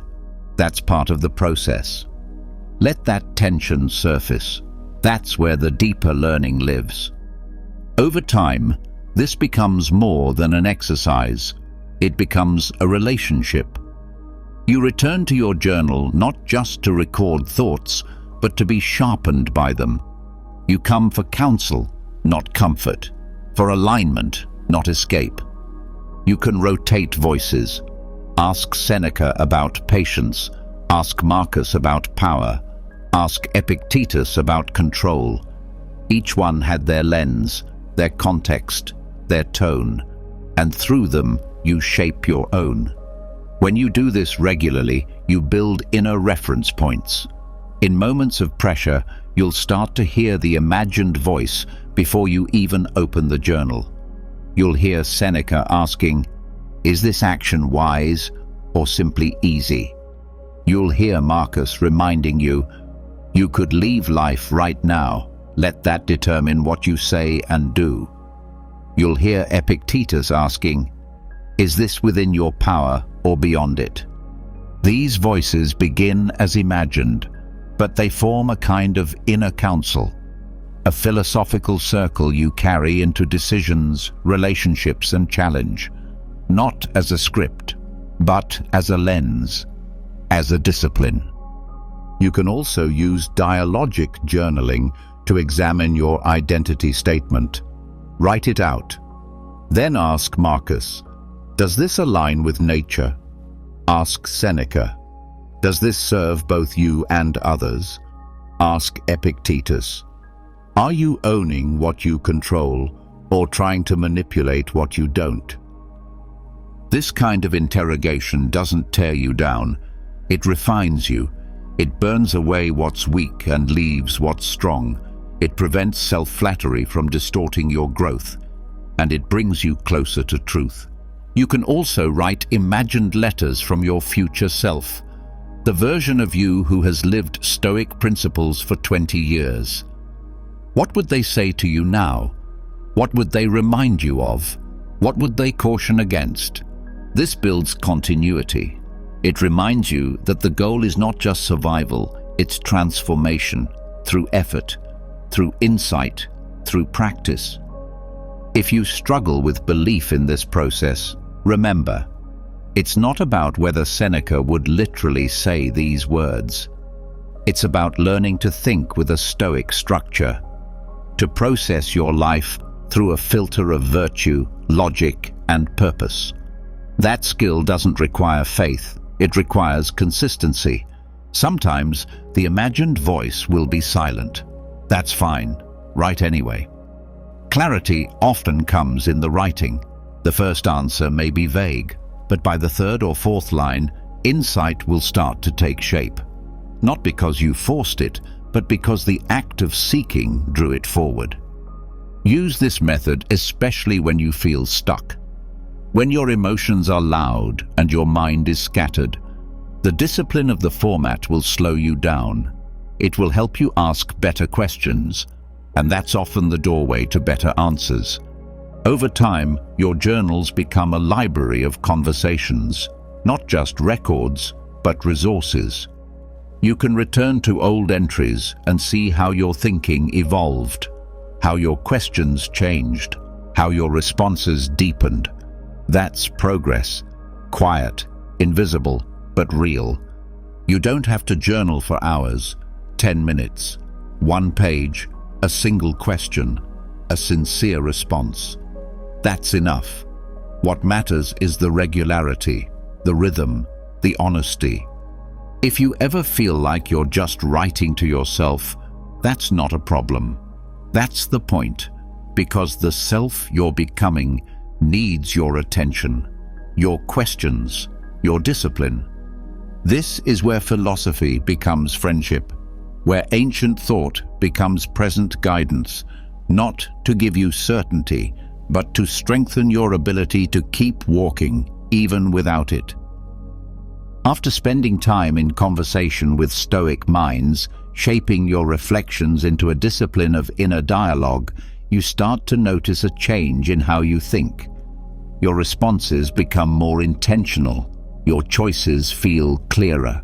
But there's one more shift that must take place for your practice to deepen, for Stoicism to move from theory into the most emotional, intimate space of your life, your relationships. This step doesn't involve more control, more effort, or more structure. It requires presence, not just presence in action, but emotional presence, the kind that makes you stop in the middle of routine and feel the fragile, irreplaceable truth of the people around you, the kind that makes you see clearly what you often take for granted. The practice is called negative visualization, but its purpose is not negative at all. In Stoicism, negative visualization is a tool for preparation, humility, and focus. Applied to relationships, it becomes something even more powerful, a path to gratitude, not by looking for problems, but by facing the ultimate truth. Those you love will not be here forever, and neither will you. Most people avoid this thought. The idea of losing someone feels cruel, almost offensive. But avoiding the thought doesn't protect you from the reality. It only dulls your appreciation while they are still here. This practice is not about becoming cold. It's about feeling more, deeper, without distraction, without delay. You begin by choosing someone important to you, a partner, a parent, a child, a close friend, someone whose presence in your life is meaningful, someone whose absence would leave a permanent mark. Then you bring your attention to the truth that one day Their voice will no longer fill your ears. Their touch, their habits, their laughter will be memories, not part of your daily life. You don't do this to scare yourself. You do it to become alert, to break the trance of routine, to stop assuming there will be more time, because maybe there won't. And if that day comes, will you look back wishing you had seen more, said more, listened more, loved more without the armor? The power of this visualization comes from its honesty. You don't dramatize. You don't romanticize. You simply look clearly, with open eyes. And from that view, you return to the present with more gratitude than before. When you see someone as temporary, you listen differently. You look at their face with more attention. You let their flaws soften. You speak with more care, even in conflict, not because they're perfect, but because they are passing, just like you. This mindset does not remove frustration, but it changes its context. That argument you were preparing to start, not as urgent. That habit you were judging, maybe not worth the coldness. This doesn't mean you stop being honest. It means your honesty becomes kinder, your correction becomes softer, your presence becomes warmer. You can build this into your day as a small ritual. Each morning, before the day rushes in, choose one person and bring their face to mind. Say to yourself, this person is not guaranteed tomorrow. Let that truth guide how I treat them today, just once a day. One person, one intention. It will change your tone, your decisions, your attention. The practice also extends to moments you're already in. You're sitting at a table, your partner is talking, your child is laughing, your friend is telling a story you've already heard. Instead of tuning out, drop in. Think, what if this were the last time I hear this voice? What if this moment never repeats? That thought brings you fully alive. Over time, this awareness doesn't make you sad. It makes you generous. You give more eye contact, more patience, more warmth. Not because you're pretending anything is wrong, but because you've accepted that it all ends. And that acceptance increases the value of every shared second. Negative visualization also helps you repair relationships. When resentment builds, when communication breaks, when distance forms, ask yourself, if they were gone tomorrow, would I carry this silence with peace? Often, the answer is no, and that alone can guide your next step. It reminds you that pride is fragile, that being right is not always worth more than being close. You can also use this practice to appreciate people you've grown used to. The colleague you see every day, the sibling you text without much thought, the parent who checks in with small comments. Their constancy can make them invisible, but bring mortality into the frame, and they reappear. You see their effort, their love, even if imperfect. You remember how easily they could be gone. This practice also strengthens how you handle distance. When someone is far away or communication is limited, you can still connect to them through this exercise. You picture them. You bring them into your mind with the knowledge that they matter deeply to you. That awareness alone changes how you reach out. You might send a message you would have skipped, make a call you've delayed, say the words you've avoided. It's important not to treat this exercise as an obligation. It's not meant to induce guilt or force emotion. It's meant to reawaken clarity, to strip away the layers of assumption that numb your presence, to help you show up, not as someone waiting for loss, but as someone fully awake to love. Sometimes the person you visualize has already passed.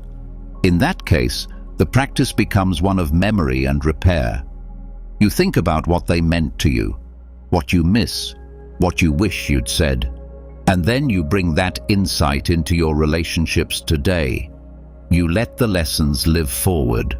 That's how memory becomes service, not sorrow. You can journal after each visualization. A short note. Who did I think of? What did I feel? What changed in me? These entries become anchors, a record of presence, a reminder of what matters when distractions tempt you away. This practice also reduces pettiness. It makes it harder to hold grudges, to gossip, to withdraw affection over small disagreements. It doesn't make you passive, it makes you deliberate. You speak because you care, not because you need to win. Even in moments of deep conflict, negative visualization offers perspective. You can still hold boundaries. You can still walk away if needed. But you do it with peace, with intention, with full awareness that this relationship, whatever its form, is not endless.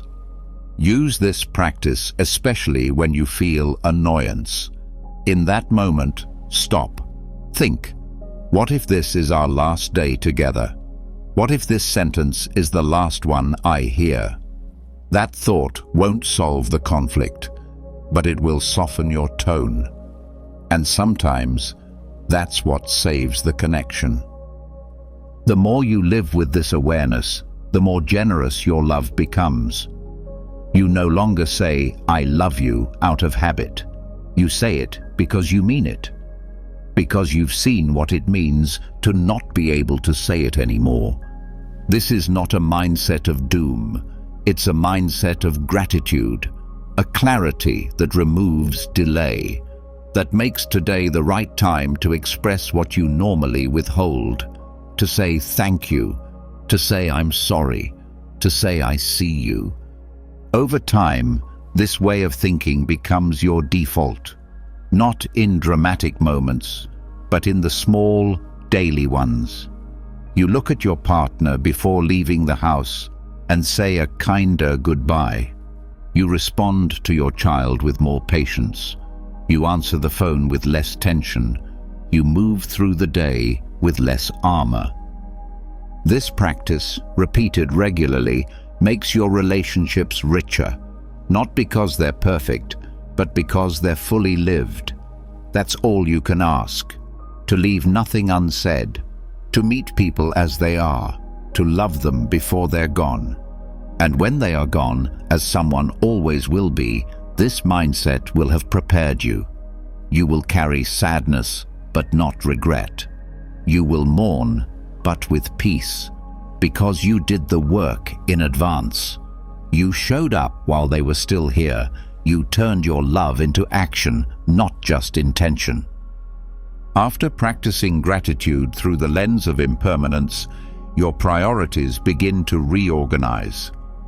The small irritations lose their grip. The people you once overlooked feel more present.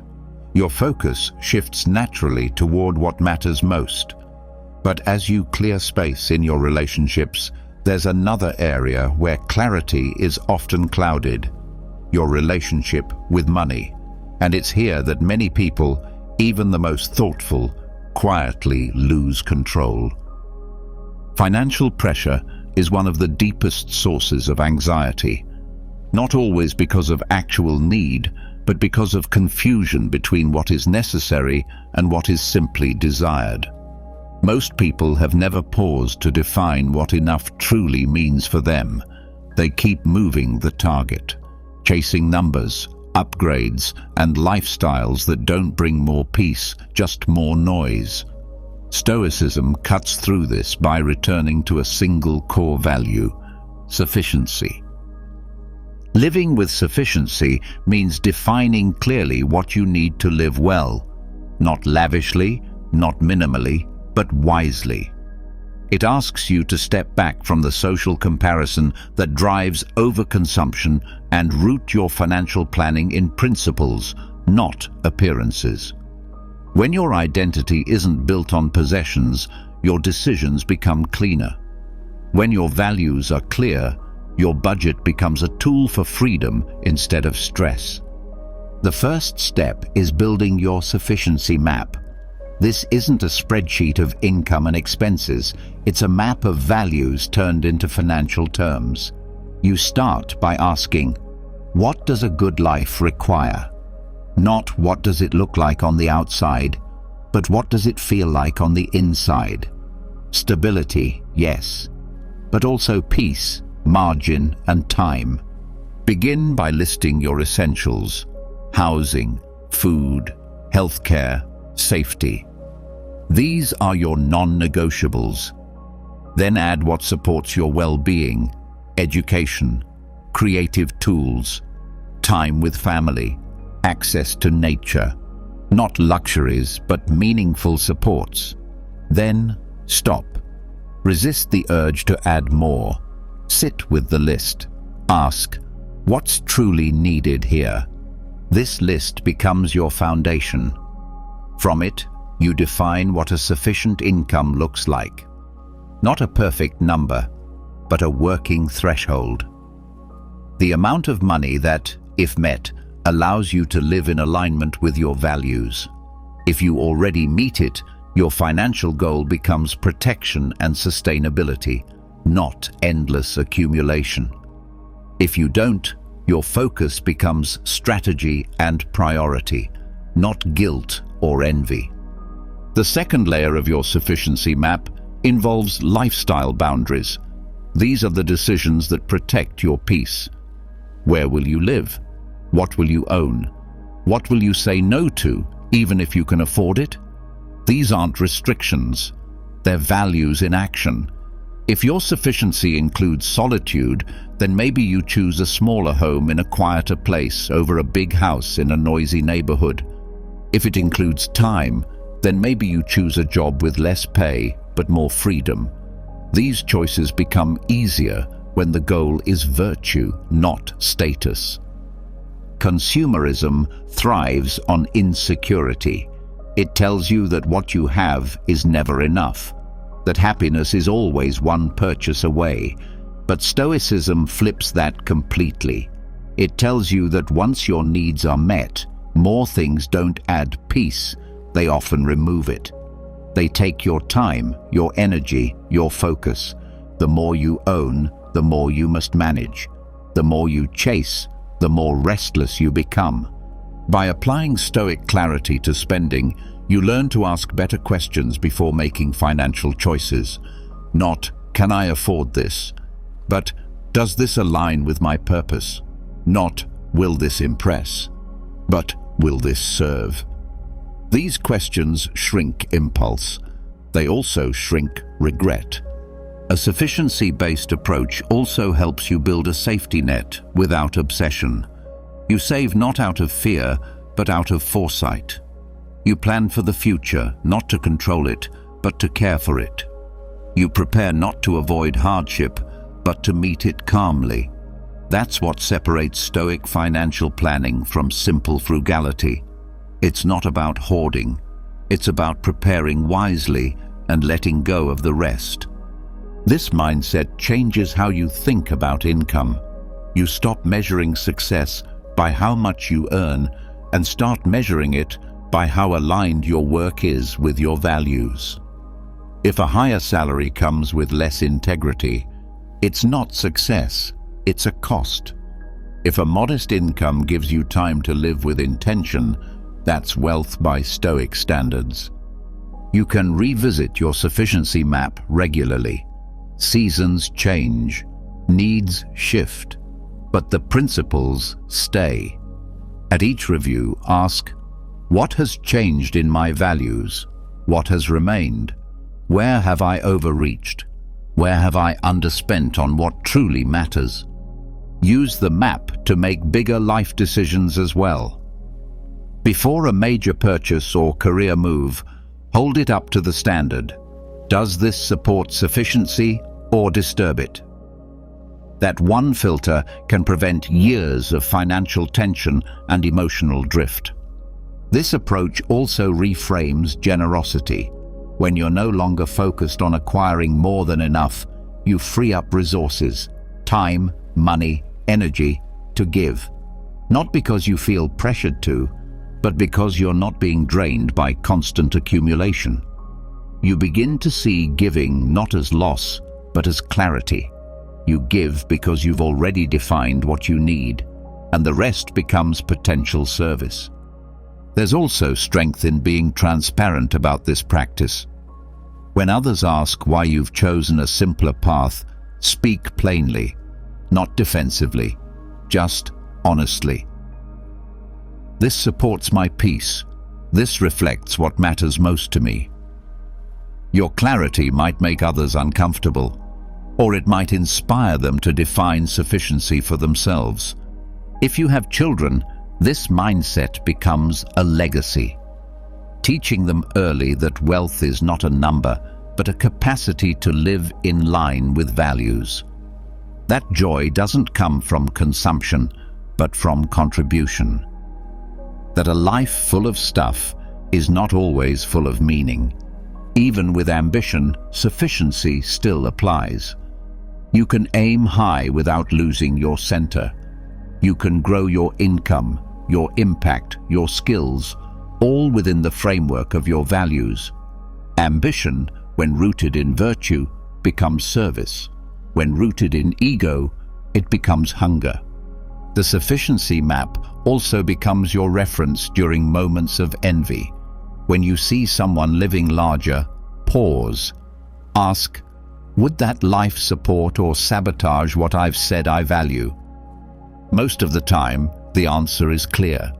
And when it is, the envy fades. You can make this entire process visual. Draw out your categories. Write down your core needs. List the boundaries. Define the goals. Keep it simple. 1 page. Look at it weekly. Use it when facing temptation. Use it when making decisions. Use it when you feel lost financially. This is not about deprivation, it's about refinement, removing what doesn't serve to make room for what does. You'll find that many of your most meaningful experiences cost little. Conversations, time in nature, creative expression, thoughtful work, presence. These are rarely sold, but always valuable. If you track your spending, label each category not just by item, but by virtue. Was this courage? Was this wisdom? Was this temperance? Was this justice? You'll start to see patterns, where you spend out of fear, where you buy to impress, where you give with joy.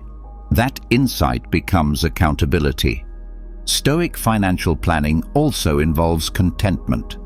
Practicing it means reminding yourself daily, I already have what I once prayed for. This doesn't mean you stop improving. It means you stop ignoring what you've already achieved. And when you do want more, you question the want. Where is it coming from? Is it desire for freedom or for display? Is it based on lack or illusion? The deeper the question, the clearer the decision. This mindset is especially powerful in times of loss, when income drops, when plans fall apart, when goals aren't reached.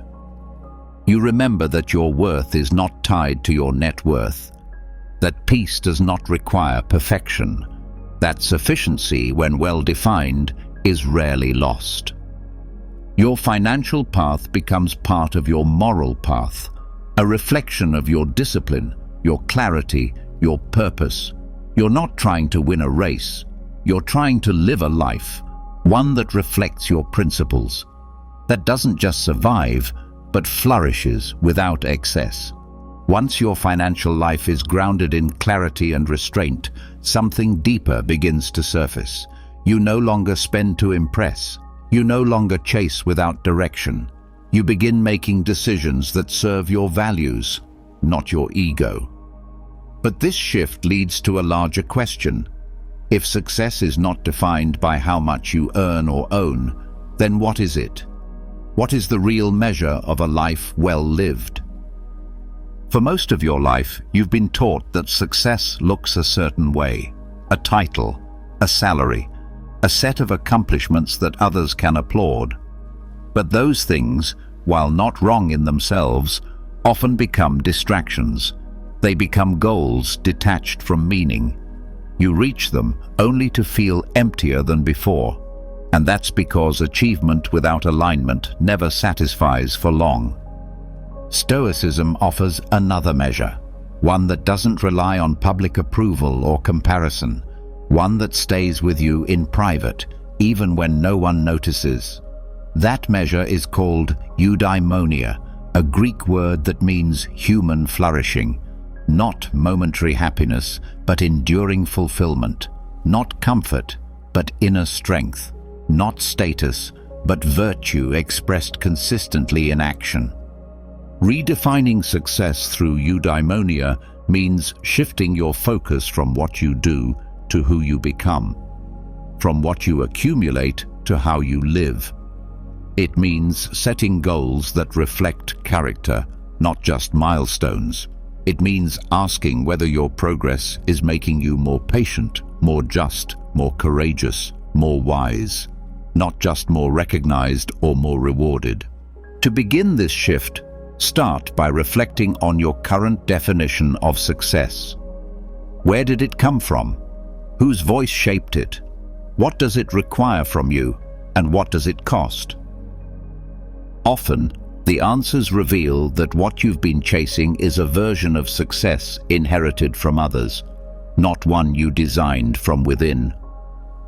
Next, ask yourself what kind of person you would respect if you met them without knowing their background.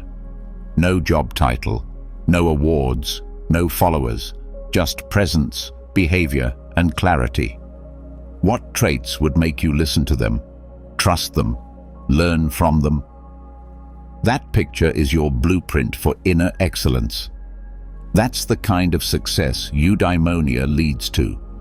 Now apply it to your own goals. Instead of aiming to be rich, aim to be generous and resourceful. Instead of aiming to be powerful, aim to be responsible and calm under pressure. Instead of aiming to be famous, aim to be useful and principled. Each of these is harder to measure, but also harder to fake. They build from the inside out. They last. This mindset also protects you from burnout. When your goals are based on image, the effort never ends. There's always someone doing more, earning more, achieving faster. But when your goal is alignment with virtue, the path becomes steady. You wake up asking not, "How far have I gone?" but "How fully did I show up today?" That shift brings peace. You can redesign your success metrics to match this standard. Instead of tracking followers, track how many meaningful conversations you had this week. Instead of checking how many deals you closed, ask how many people you helped with integrity. These are still measurable, but they point inward, not outward. The same applies to how you spend time. Are your hours filled with tasks that grow your character, or just tasks that protect your reputation? When you organize your day around flourishing, you stop filling it with filler. You choose depth over speed, purpose over pressure. This mindset also changes how you view failure.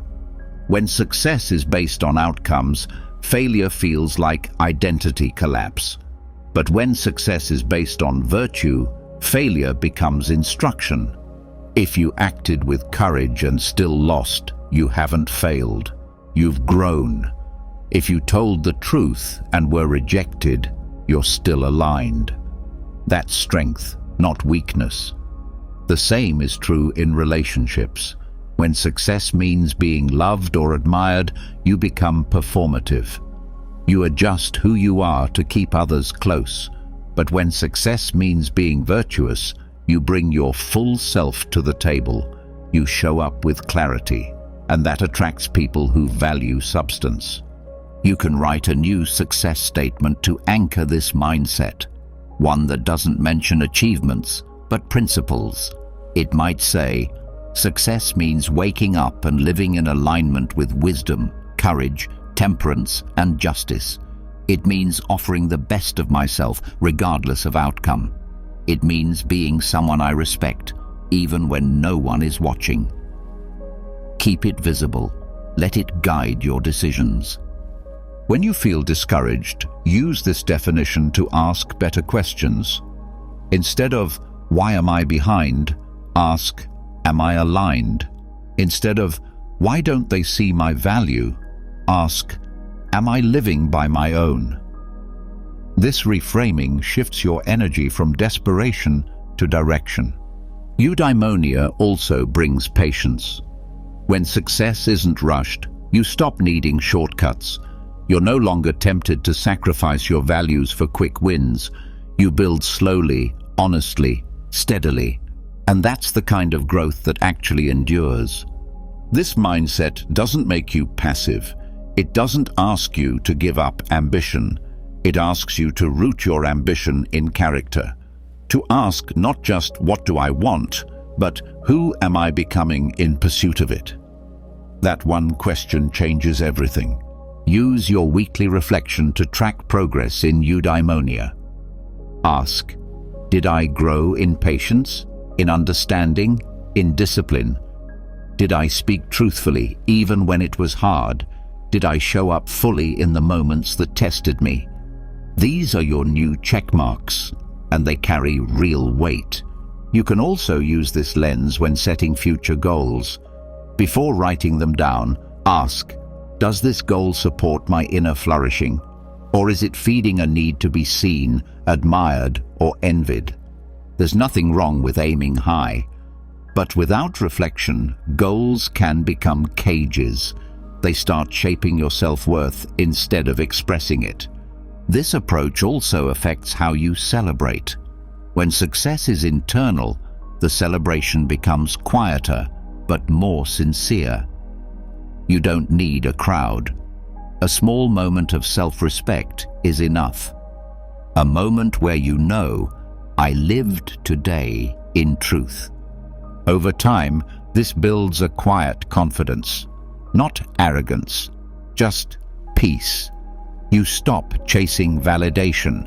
You stop explaining yourself. You stop needing proof. You carry yourself differently. And that difference is felt, even if it's never said out loud. This mindset also helps you navigate transition. When careers end, when relationships shift, when plans fall through. If your identity was built on external markers, you feel lost. But if it's built on eudaimonia, you simply return to your core and rebuild with grace. Even in loss, this mindset holds. When someone you love is gone, when a dream is no longer possible, eudaimonia reminds you, life is still meaningful when it's lived with virtue. That meaning doesn't erase pain, but it carries you through it. If others question your choices, stay grounded.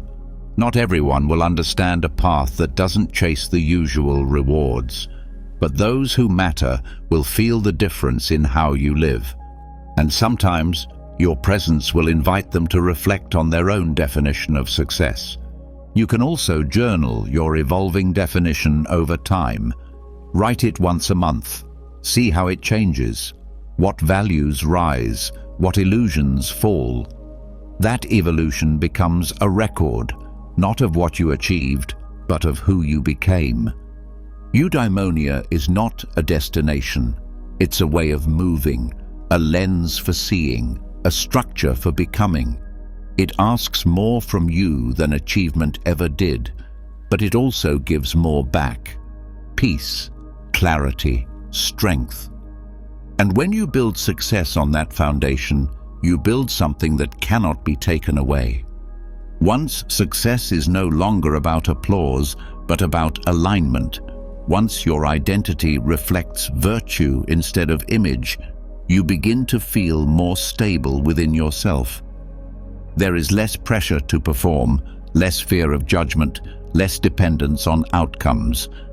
This stability isn't just a personal benefit, it's a source of strength for others as well. Because when the people around you feel unsteady, anxious, or reactive, the person who remains calm becomes an anchor. The person who holds their center during conflict becomes a guide. This is where leadership begins, not with titles, but with character. Leadership through the lens of Stoicism is not about control or authority. It is about influence shaped by virtue. It is the discipline of emotional sovereignty, the ability to stay composed in the middle of chaos, to act from principle instead of impulse, and to be clear when others are clouded. It's not about commanding others, it's about mastering yourself so that your presence leads without force. To become this kind of leader, you begin with your own nervous system. The first skill is stillness under pressure. You will be tested by disagreement, by urgency, by criticism. These are not problems. They are invitations to practice composure. When you're triggered, pause, breathe. Observe your emotions before acting. The Stoic leader doesn't suppress feeling, they channel it. Anger becomes clarity, fear becomes precision, ego becomes discipline. In meetings, your tone becomes a model. Your facial expressions become signals. Your reactions teach more than your words. When others escalate, you de-escalate. When people rush to judgment, you slow the pace. This isn't weakness, it's strategy. A leader who doesn't overreact becomes someone others trust to hold the line. You also train your decision-making. Every choice must answer to one core question. Is this just? Not, is it popular? Not, is it easy? Not, will it make everyone happy? But is it rooted in fairness, honesty, and the long-term good? Justice is the highest Stoic virtue because it looks beyond personal benefit. It sees the whole. And leadership without justice is not leadership, it's manipulation. This requires the courage to disappoint. You will not please everyone. You will not always be understood. But if you've acted with integrity, if you've listened carefully, if your intent was clear, then your peace is intact, even if others disagree. That's the test of sovereignty. Your calm doesn't collapse under pressure to conform. A Stoic leader also practices consistency. They don't shift principles to match the mood. They don't overpromise. They don't make threats they won't follow through on. Their words carry weight because their actions match. This builds quiet authority, the kind that earns respect without needing to demand it. In moments of conflict, you lead with clarity. You don't rush to win. You seek to understand. You ask questions. You listen fully. You reflect before responding. And when you do respond, you speak from structure. You don't humiliate. You don't retaliate. You restore direction. This makes your leadership sustainable. Because people may fear power, but they follow presence. When you're able to stay grounded, others begin to mirror you. Your calm regulates the environment. Your steadiness creates safety. Your silence carries weight. Modeling this requires discipline in private. The Stoic leader journals. They reflect.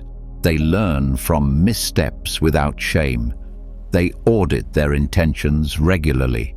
They ask, where did I act from fear? Where did I let emotion override principle? Where was I too passive or too controlling? When mistakes are made, the Stoic leader owns them, not to appear humble, but to remain free. Hiding failure traps you. Owning it liberates you. It shows those you lead that honesty is safe, that growth is allowed, that accountability is not punishment, it's strength. You also lead by example in emotional intelligence. When someone brings emotion into the room, anger, sadness, frustration, you don't match it with reaction. You make space for it. You acknowledge it without being ruled by it. Your ability to be present without absorbing chaos becomes a kind of silent teaching. This doesn't mean you lack emotion. It means you've trained your relationship with it. You've learned to sit with discomfort without trying to fix it too quickly. You've learned to give feedback without superiority, to receive feedback without collapse. The Stoic leader also values reason above mood. They don't let excitement override caution. They don't let disappointment cloud direction. They stay close to facts, close to purpose. They know that passion without clarity creates noise, not progress.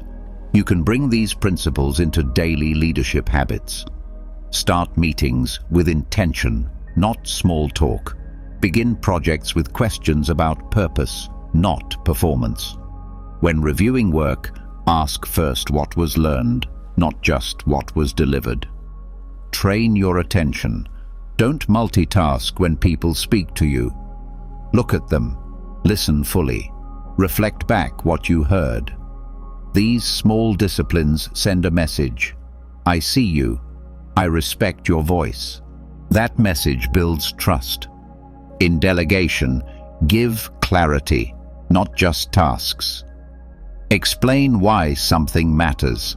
Connect action to mission. Give people a sense of meaning, not just responsibility. And check in not just on progress, but on well-being. Ask how people are doing, not only what they're doing. During conflict, bring the room back to shared values. Remind the group of what matters most. Bring attention to the bigger purpose, not just the disagreement.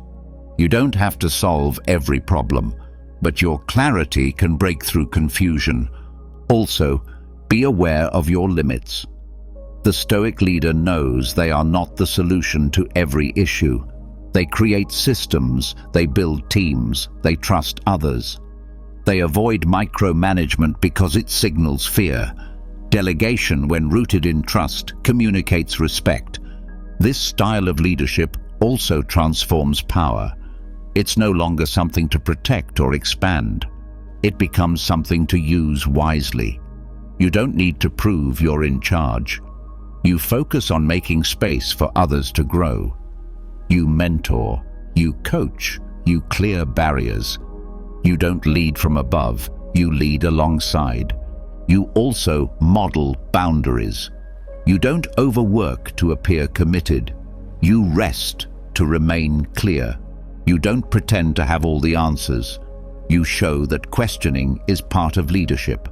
That vulnerability, when paired with strength, builds real credibility. Each day, you reflect not just on outcomes, but on presence. Did I lead with clarity? Did I prioritize fairness? Did I remain centered, even in pressure? Did I listen more than I spoke?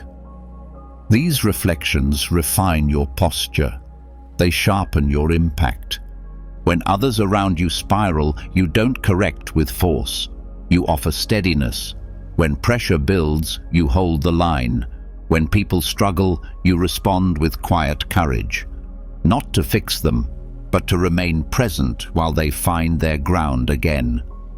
Over time, this style becomes rare. Because in a world that rewards noise, the calm person stands out. In a culture that chases urgency, the thoughtful person becomes a resource. Not everyone will understand your stillness, but those who need it will be drawn to it. You become the kind of leader whose presence changes the room, not because you dominate it, but because your presence brings order, integrity, clarity. That is real power. You don't control people, you influence through virtue. You don't silence disagreement, you guide it toward understanding. You don't impose your will, you invite alignment around what matters. This kind of leadership is not built in crisis, it's built in repetition, in how you show up every day, in how you greet pressure, in how you speak, listen, and carry yourself when no one is watching. After learning how to lead with steadiness, how to carry calm through pressure, how to embody justice in decision-making, you begin to realize that leadership and life itself is built on one thing above all: choice. Every action you take, every word you say, every commitment you accept begins with a decision. And the quality of your choices determines the quality of your direction. But most people make decisions on autopilot, driven by urgency, emotion, or habit. Stoicism teaches another path, clear, deliberate, and aligned with purpose. To follow that path, you need a filter, a way to know what belongs in your life and what does not, what demands your energy and what must be declined, what you should say yes to, and what you must let pass. Epictetus offered one of the most powerful tools for this, a mental doorway. Before any decision, ask yourself 3 questions. Is this necessary? Is this my role? Is this virtuous? This is Epictetus's door. The door is not a physical place. It's a practice, a moment of pause before you step into something new, an opportunity, a conversation, a reaction. Instead of acting from pressure or desire, you stop, you ask, you evaluate, and you only move forward if the answers bring alignment. Start with the first question. Is this necessary? Not, is this interesting? Or, could this be useful one day? But, is this essential right now? Most obligations in modern life are distractions disguised as duties. Meetings, emails, projects, requests, they pile up. Without clarity, they devour your attention. But when you train yourself to ask what's truly needed, you start protecting your time as a sacred resource. Necessity isn't about survival, it's about purpose. Does this contribute to my mission? Does it move my work forward? Does it serve the people I'm responsible for? If not, it might be optional noise. That doesn't mean it's bad. It just means it may not belong in your day. The second question, is this my role? This question removes the weight of false responsibility. Many people carry burdens that were never theirs to hold. They insert themselves into drama. They try to fix what others must face. They say yes out of guilt, not duty. This question asks you to stay in your lane, not to avoid service, but to honor it properly. When you ask, is this my role? You're not evading, you're clarifying. If someone is venting, is your role to solve their problem or to listen? If a decision must be made, is it your place to lead or to support? Every time you overstep your role, you confuse the structure. You disempower others. You stretch yourself too thin. Staying within your role doesn't shrink you, it strengthens you. Because when you honor your space, you perform with more clarity. You know where your responsibility starts and where it ends. That's how focus survives. The final and most important question, is this virtuous? Even if something is necessary, even if it's your role, it must still be done with integrity. Virtue turns task into character. If a decision asks you to act in a way that contradicts your values, even subtly, it's a sign to stop. A strategy that sacrifices justice is no longer a strategy. It's a compromise. When this question is applied consistently, it protects you from regret. You no longer trade long-term peace for short-term reward. You no longer act in ways you'll have to explain away later. You stay aligned, even when it costs something. Each of these questions works alone, but together they form a powerful filter. If the answer to all 3 is yes, necessary, your role, and virtuous, then you proceed. If any one is no, then the answer becomes clear. You walk away. No guilt, no fear, just clarity. Use this method for both big and small decisions. Should I take on this project? Should I respond to this message? Should I speak up in this meeting? Ask the 3 questions. Write them down if needed. Train them into muscle memory. This practice doesn't slow you down. It clears the clutter that slows you more. Instead of managing crisis after crisis, you act with foresight. Instead of reacting to everything, you respond to what matters. It also helps in emotional situations. You get provoked, you feel attacked, you want to reply. Stop. Ask, is this response necessary? Is it my role to correct this? Is it virtuous to speak now, or would silence be wiser? That pause changes everything. It turns instinct into intention. This also guides delegation. If something is necessary but not your role, hand it off. Don't hoard tasks. Don't confuse control with excellence. Trust others to carry what's theirs. That trust builds healthy systems. That release builds healthier leaders. Even your schedule can pass through this door. Look at your calendar. What's necessary? What reflects your role? What supports virtue? Cancel or reduce what doesn't meet the standard. You don't need to be everywhere. You need to be where you're called to be, fully. This practice becomes even more important during growth. As your influence expands, so will the requests. Opportunities will flood in. Praise will feel addictive, but most of what is offered won't be aligned. The door helps you stay grounded. You don't chase everything, you choose wisely. It also reduces decision fatigue. When you have criteria, you don't need to overthink every choice. You run the filter. You trust the result. Mental clarity improves. Emotional noise fades. You reclaim attention for what matters. Use the door to audit past decisions too. Look back on moments you regret. Which question did you skip? Did you act on impulse, step outside your role, or abandon virtue for speed? This isn't about shame. It's about pattern recognition. Learn, adjust, move forward stronger. You can apply this to habits. Should I watch this show? Should I scroll through this app? Necessary? My role? Virtuous? Even entertainment can pass through this filter. You're not being rigid. You're being honest about what strengthens or weakens your attention. You can share this framework with your team, your family, your partner. Teach others to ask the same questions. Build a culture of decision-making rooted in purpose. Meetings become clearer. Relationships become cleaner. Boundaries become easier to maintain. This isn't perfection. You will still slip. You will still act from emotion sometimes. That's human. But each time you return to the door, your choices improve. Your discipline grows. Your peace becomes less negotiable. Eventually, the door becomes invisible, but still there.